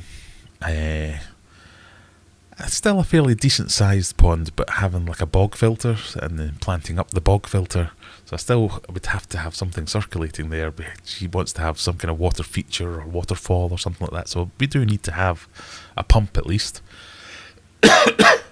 And for the size of pond, we're thinking most of the pumps are kind of, the minimum is kind of 25 watts, and that running 24 hours a day at X billion pounds per kilowatt hour as it's going to be. Yeah, all adds up. But yeah, nature pond, definitely the way to go. My neighbour put a black fancy goldfish in my pond last year. It's still going strong. I was worried it was only for an aquarium and would not survive. I'd be tempted to keep fancy goldfish outside. I might be tempted to bring them in over winter, but yeah, I think a lot of people do it.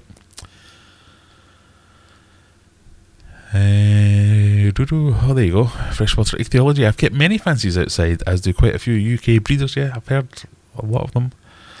They develop generally better coloration and are adaptable, treated properly. Yeah, if you've got a big enough pond, they should be fine mostly.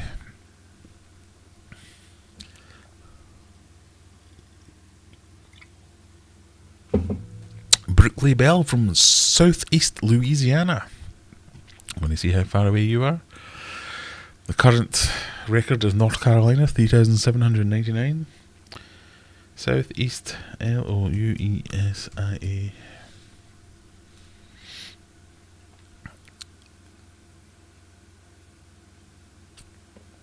4,548. Definitely wins. By a long margin. Well done. If there was a prize, you would have won it.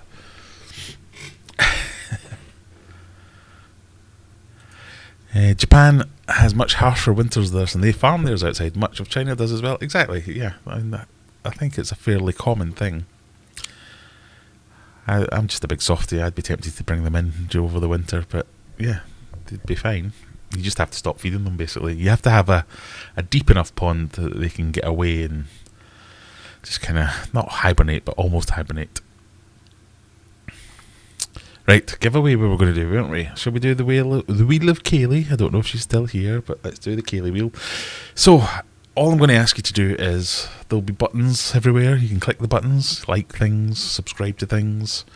If you want to join the channel, you can join. You'll get money off from the website, where you can buy exclusive merch like this, or just some food to feed your fish. You get 10% off if you join as a hero member. Got Discord up here. You can come and say hello to us and let us know what you're up to this weekend, and all the other stuff. You click it. Prizes are for people in the UK only, because it costs a bloody fortune to send things to America and Australia and all these other places. So I do apologise, but if you're in the UK and you want to win a thing, all you have to do is be a person that lives in the world, willing to pay the postage. So if you're in the US and you want to win a prize, but you have to pay the postage, that's fine. Kaylee's still here, good. Yeah, so if you meet those criteria, person, live in the world, click subscribe, willing to pay the postage if you don't live in the UK, have to send me your address. That's the key component to this. So many people win prizes and then don't remind me to send them the thing. If you won a prize last week, I haven't forgotten about you. I've just been very, very busy. Wife's birthday, son's birthday, lots of work to do. I've just not quite got around to sending out last week's prizes yet, so bear with me. But we'll do another giveaway tonight. I think I've still got some key rings left, so we'll do a Kaylee wheel, maybe a few stickers, goodie bags, that kind of thing. Let's see what we win. So, first of all, we'll see what we could have won. This is what you could have won. What will it be? What will it be? Whoop whoop, it's a key ring. Woo, key ring. As Courtney says, congratulations, Kaylee and Mark. We haven't even picked a winner yet.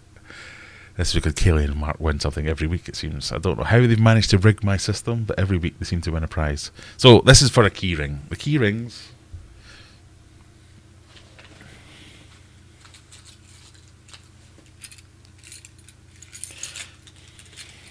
I'm now trying to find a key ring. Like this, for instance. Go on camera. You can do it.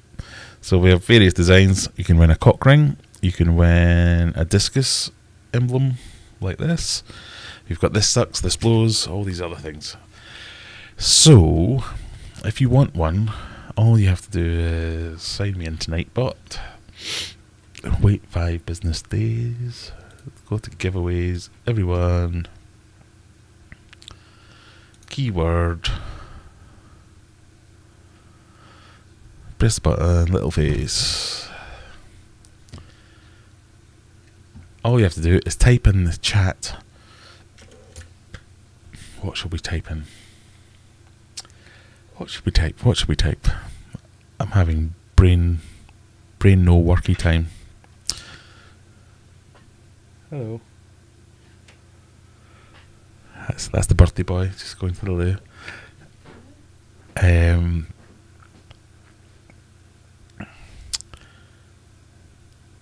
Do do do do do do. Oh God, what's wrong with my head?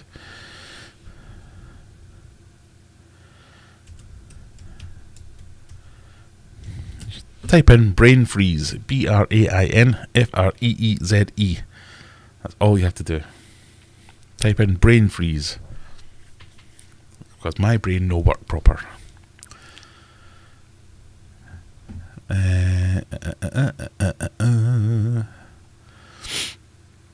Just sat here laughing at the subtitles. Oh dear. I really should watch the subtitles. We were talking about this at work today. Does it the same on Teams chats. Whenever someone records a Teams chat on work, at work, it puts captions in, and the most racist captions in the world. I just can't understand the word that I say. So yes, brain freeze. BRAINFREEZE. Brain freeze if you want to win a prize and are willing to pay for the postage if you don't live in the United Kingdom. So yes, it's number 2 son's birthday today. We've been to the pictures. We went to see what was it called? Uncharted? Or I should say I fell asleep to Uncharted. Is that what it was called? Yeah. And then we went to KFC, and his main big present, it was a shared present, so I chipped in for it as well. We bought a 3D printer. So I want to start printing lots of 3D brackets and knobs and holders and things for fish tanks, and he's getting right into his CAD design. Is your print finished? It did, but then I don't know how to get it off, and it's also really crappy. Right. Printed. That's what I made wasn't very good at taking CAD. Yeah, so we've been designing some things. We printed a 3D dog, and then he's made a Captain America shield, but I don't think that worked properly. There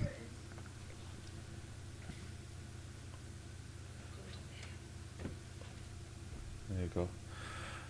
Here's our 3D dog that we printed. Come on, you can do it. Focus. Look at that.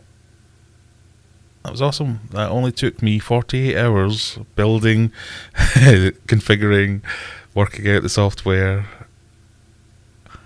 It took me forever. I started yesterday building the 3D printer because it only came partially assembled. So that took until this morning, basically. Then we gave him the printer, and all day at work, hopefully nobody from my work is watching, but all day today I've been configuring the damn thing and trying to get it all turned in. Yeah, still, we're still figuring it out. So let's see. They're saying happy birthday to you, Stuart. They're all saying happy birthday. Okay. He says thanks.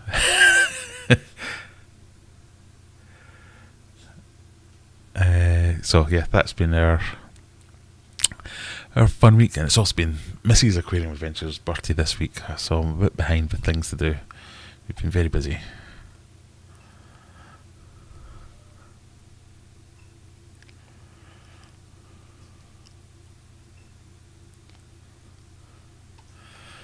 Right, we've got 19 eligible users so far. Oh, I'm on the little face so you can't see the dog. Hang on.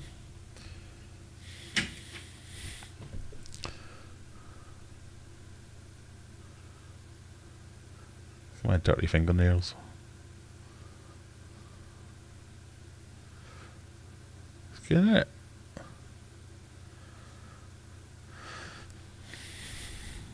Two hours nearly. So they're not the fastest things, but still, I'm quite impressed with that. There's some more fiddling to be done to dial it all in.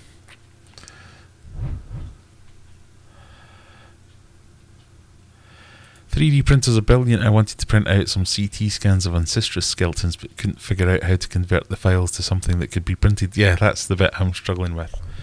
So he's been doing designs on Tinkercad, which is like a 3D software. So you model the thing in 3D, and then you import it into a slicer program that slices it.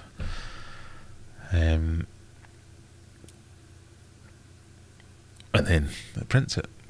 I won't pretend to know everything.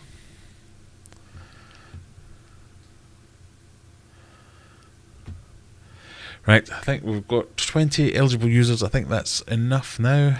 What's Sharpie saying? Something rude. I should make it doesn't include US people, which is understandable. I mean, it can include US people if you're willing to pay for it. Let's put it that way. Which will be a lot of money just to send you some. I sent one to somebody in the US a couple of weeks back, and it was like 12 quid to send a key ring. Which is ridiculous. Right, are we ready? Are we ready? Drum roll, please.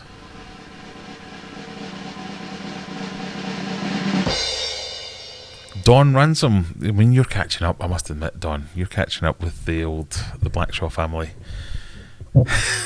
Don has won a key ring. Let's do another one.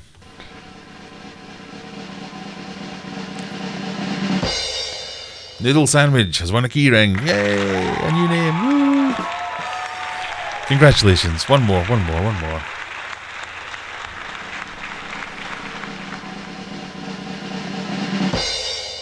Sharpies, Fish and Phantoms, you have won a key ring. Congratulations. Right. For any of you lot want to send an email to this address up here, Graham, spelt correctly, which is the important part, Graham at aquariumadventures.co.uk.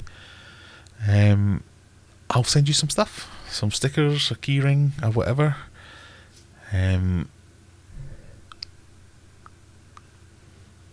Some strange beeping noises coming from over there. It might take a while, but we'll get there. Right, what else did what have I talked about so far? I think we talked about everything I wanted to talk about. So, if you've got any more suggestions, questions, any of those things, you've got a few minutes to get them in before we hand over to our friends across the pond, Cold Water Aquatics. Probably streaming, I don't know, I haven't actually looked. Let's have a quick look. No, wrong place. Just YouTube in general. Come on, you can do it. Yep, Cold Water Aquatics is streaming soon, in about 10 minutes time. If you're bored of me already, you've got Corvus Oskin already streaming. Go and watch that if you want. If you wouldn't mind, just introduce yourself. Say, oh, I've just been watching Aquarium Adventures and he suggested I come and say hello. That'd be nice. Lets them know that we've got some friends across the pond. We're making friends. How to make friends and influence people. I don't know what I'm talking about now. I've not even had one beer. So, plans for this weekend. What have we got planned this weekend? I've got to make a video about the Congo Biotope tank, the subscriber tank. I'm going to get that started. I have got some new fish that I haven't actually shown you all yet. So, although we lost all the Congo tetras, I'm going to go back to Fishmoon Aquatics. Hopefully they're already reserved for me, or not sold to someone else. I'm going to pick up some Congo tetras on Monday probably. I've already got a few other fish, which I might make a video this weekend about them. I'll show you the rest of the inhabitants for the Congo tank. I'm going to start getting materials to build the sump and to build the Congo tank. Get that underway. I think that's about it, really, fishy wise. I can't really get away with too much. I've got lots of things to do. We're having the house rewired as well, so that's a right pain in the bum. Which is one of the reasons I haven't got much done this week in terms of prizes or extracurricular stuff, because we've all been power cuts all day long, or intermittent power cuts all day long, so I've had to catch up with my work in the evenings after they've gone home, so it's just been very stressful and very busy. Carpets dug up, walls dug up, and with pneumatic drills drilling, chasing walls all day long. It's been a proper deal. You need to 3D print the little boat. Yes, that's the next test print. See if we get that one going. So yeah, so I've got a few fishy things to do, but mostly just some normal life stuff that I need to get done. A couple of days off next week, so hopefully we'll make a little bit of progress there. I'll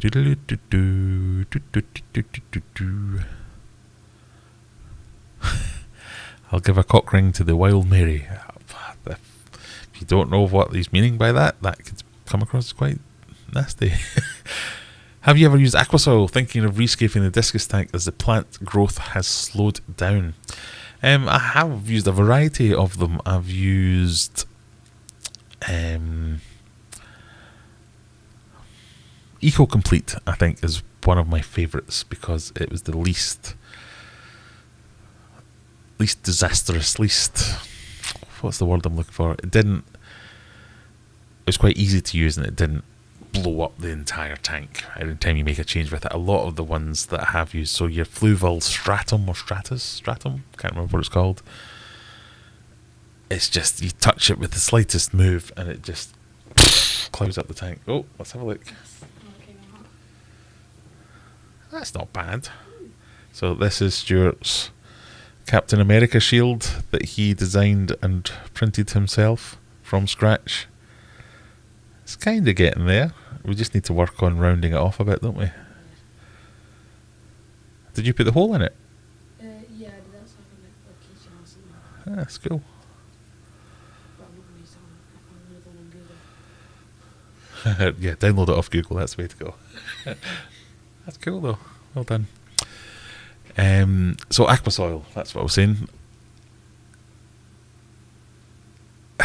They're more the inert ones, I guess that's what I'm trying to say with those ones. There's a term that I can't remember, begins with a C. It's the ability for them to hold nutrients and things like that. So any aquasoil over time will lose its benefits. So you get these ones that are preloaded with all this good stuff, and your plants grow like crazy for 2 years, and then they all start to just not die, but just to stop. And you think, what's happened? What have I changed? What's done differently? You've not done anything differently. It's just used up all the nutrients that were preloaded into the soil. So you can combat that with things like upping your ferts that you dose the tank with, or using root tabs and things like that. But you really need to go for it, because you need to think, I've gone from a point of not using any root tabs or any ferts or any of those kind of things, and they're just, everything's been in the soil, and then once it gets used up, it's a hard stop for your plants when they've got nothing else to take up. So you do need to hammer it for a while to build that bank of nutrients back up again. But I've had success with, so Eco Complete is my favourite because I think it's just easiest to work with, and I'm going to be honest, it's relatively inexpensive compared to some of the other ones, but they all have their own benefits. I was thinking of doing one with cat litter, making my own aquasoil with cat litter. So you can get cat litter and you basically just dump in a couple of bottles full of fertilizer, let it sit and soak that into it for a while, and that becomes your aquatic soil. Because at the end of the day, there's no such thing as aquatic aquascaping soil. Everything can do that. They all just do it to a better degree than others. So it's all about what else you put in there as well. So there are options there. But rescaping, if your growth has slowed down, have you been using soil for a while? Is it an old scape? Is that possibly what it is? You might feel you just need to up your fert game and everything will come back. But hey, who doesn't love a rescape every now and again? It's nice to have a bit of a fresh start in it. Pardon me. Nope. We should do that thing where we all turn up to another live stream and they don't know what's going on. Yes, well, we've only got two options, I think. It's Corvus or Cold Water Aquatics. You just all turn up there and shout, "Little face," and nobody will know what the hell's going on.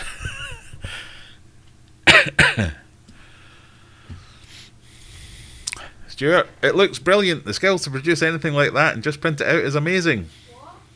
You're getting some good compliments here. I'm trying to figure out how to move that. I'll come and help you in a minute. I'm going to turn this off soon.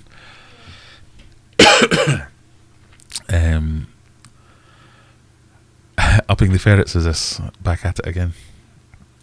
Cat litter is crap. Well, let's try and change that. See if we can do it better.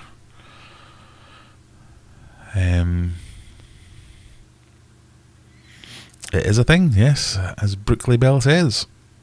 Bentley Pasco has some stuff on using. Yeah, I've actually spoken to Bentley about that in the past. That's what gave me the idea a while back. He just beat me to it. It's not Bentley's idea any more than it is mine, but I think a lot of people do it wrong and it gets a bit of a bad rap.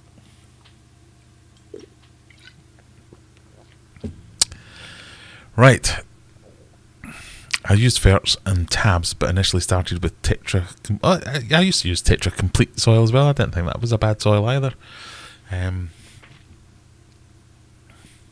So it could be the case that it's just getting old and you have to up your ferts and tabs. So I would be tempted to do a bit of testing, see if there's any change in your nitrates. Are they going down?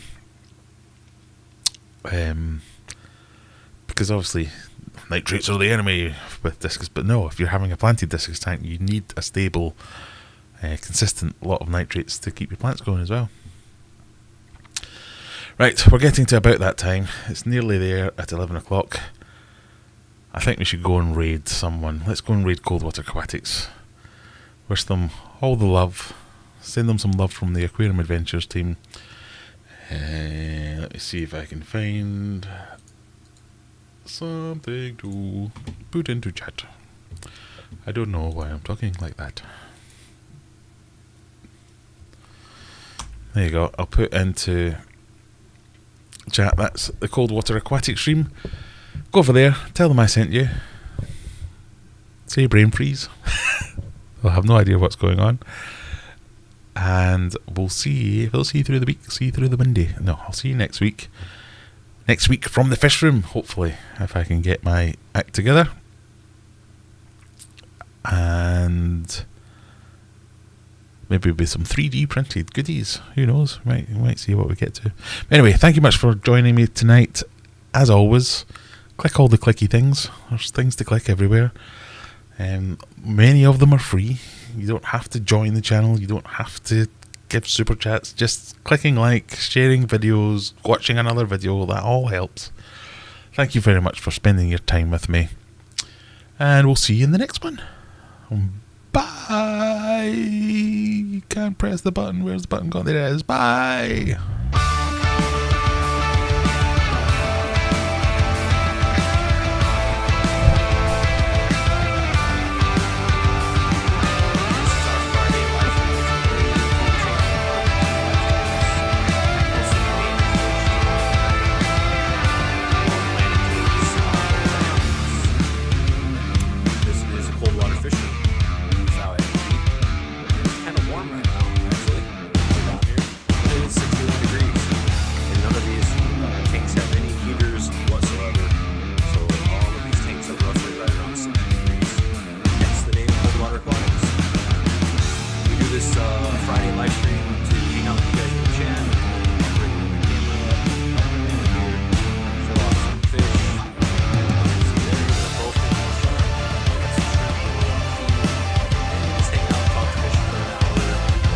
questions and have a good time. So hope you guys are all having a wonderful Friday, kicking the weekend off. Hope everybody's doing good and stay safe and have fun. And we are going to be going to a fish auction. That's probably one of the only things we have to report from this last week is we have a fish auction coming up tomorrow. Our local fish club, Michiana Aquarium Society, is putting on an event, their spring auction, and I think I need to pay our dues too. So I need to do that because we haven't been going, but it is only April. But yeah, we're going to the first spring auction of the year, and hopefully picking up some plants. That's really what the goal is. So yeah, and I got a little clip I want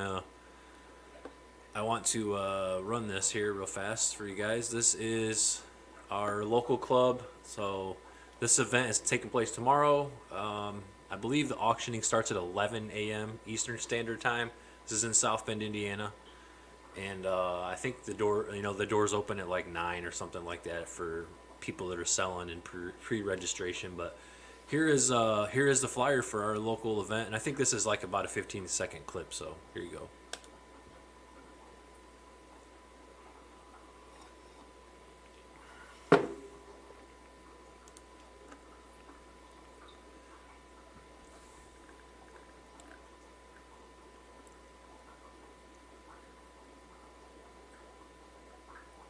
All right, there you go. And I'll run that a little bit later on in the stream, maybe a few times. And yeah, if you guys are close to the South Bend, Indiana area, or within a decent amount of driving distance, it'd probably be a pretty good turnout. It's usually a pretty good auction.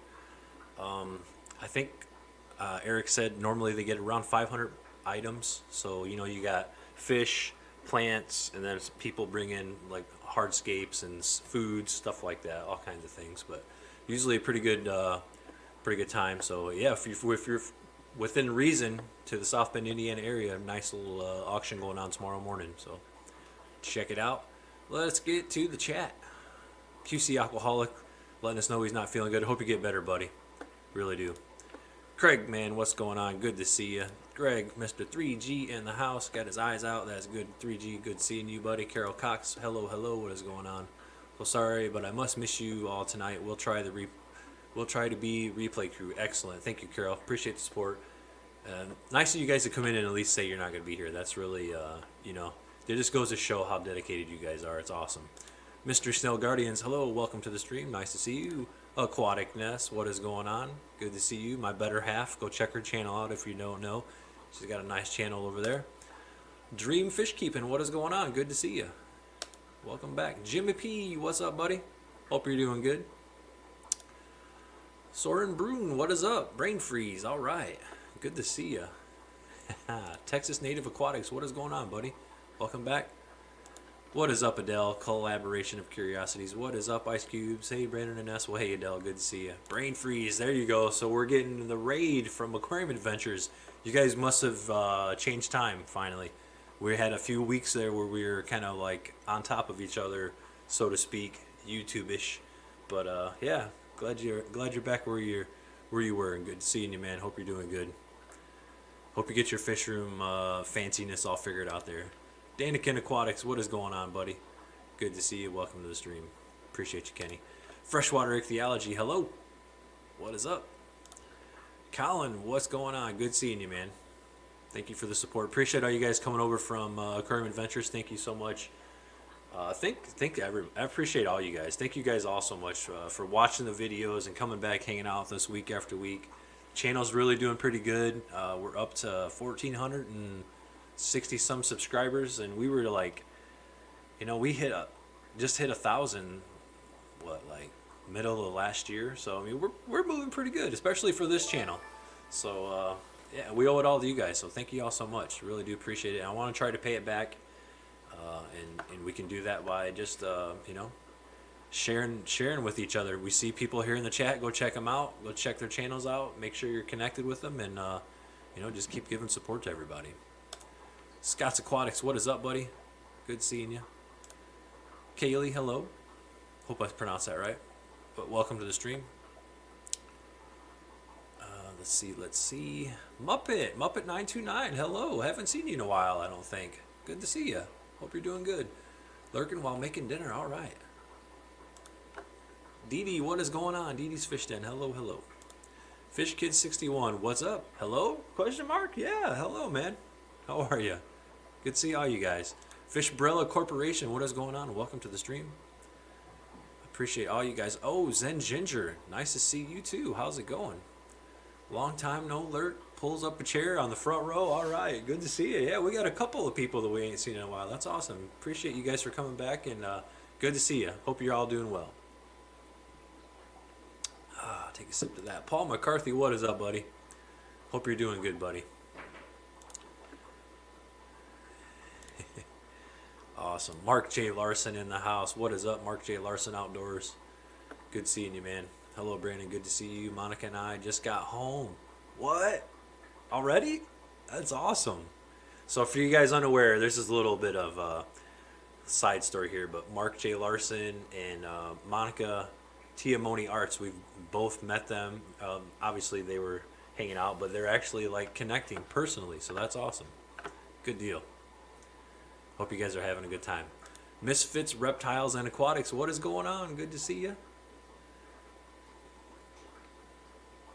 That's awesome. Bunny Viper. Hey, Bunny Viper. Hello, hello. Fishbrella Corporation with the question: how often do you change your water? Number of days? I don't change water very often at all. And a lot of these tanks, I really just kind of top off. So a few of the tanks, sometimes what I'll do is, and basically, I don't change water because I'm really like, water is expensive here. First off, I'm not really, I don't spend a whole lot of time down here looking for stuff to do, so I don't really want to disturb stuff. And I try to roll that into the not being lazy, but it's like it's my style.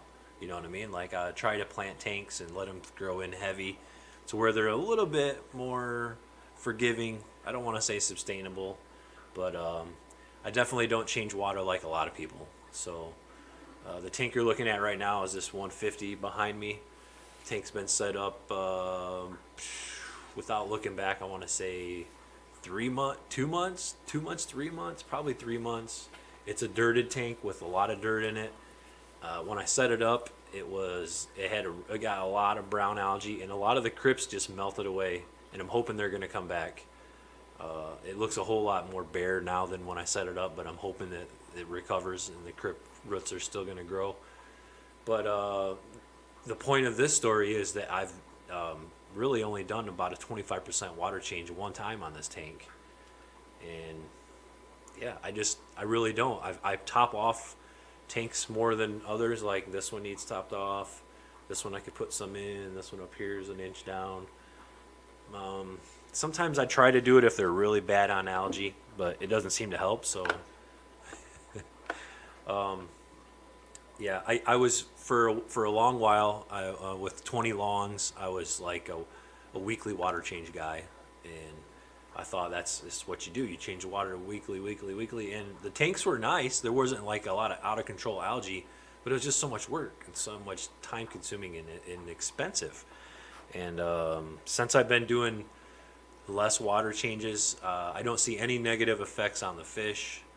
And all I really see is sometimes some of my tanks are ridiculously covered in algae, but for the most part, I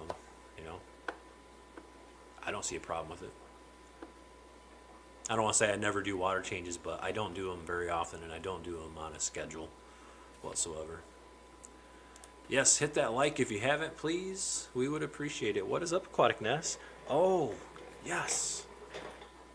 Yes, speaking of the devils. Not the devils, but here we go. I'm trying to see that. There we go. So yeah, I wanted to show this, and I'm going to make a video of this too. But this is a piece of artwork that Monica has made, and she was having like a giveaway sort of stream, and we don't really get on her streams a whole lot, but we try to. They're but on Sundays.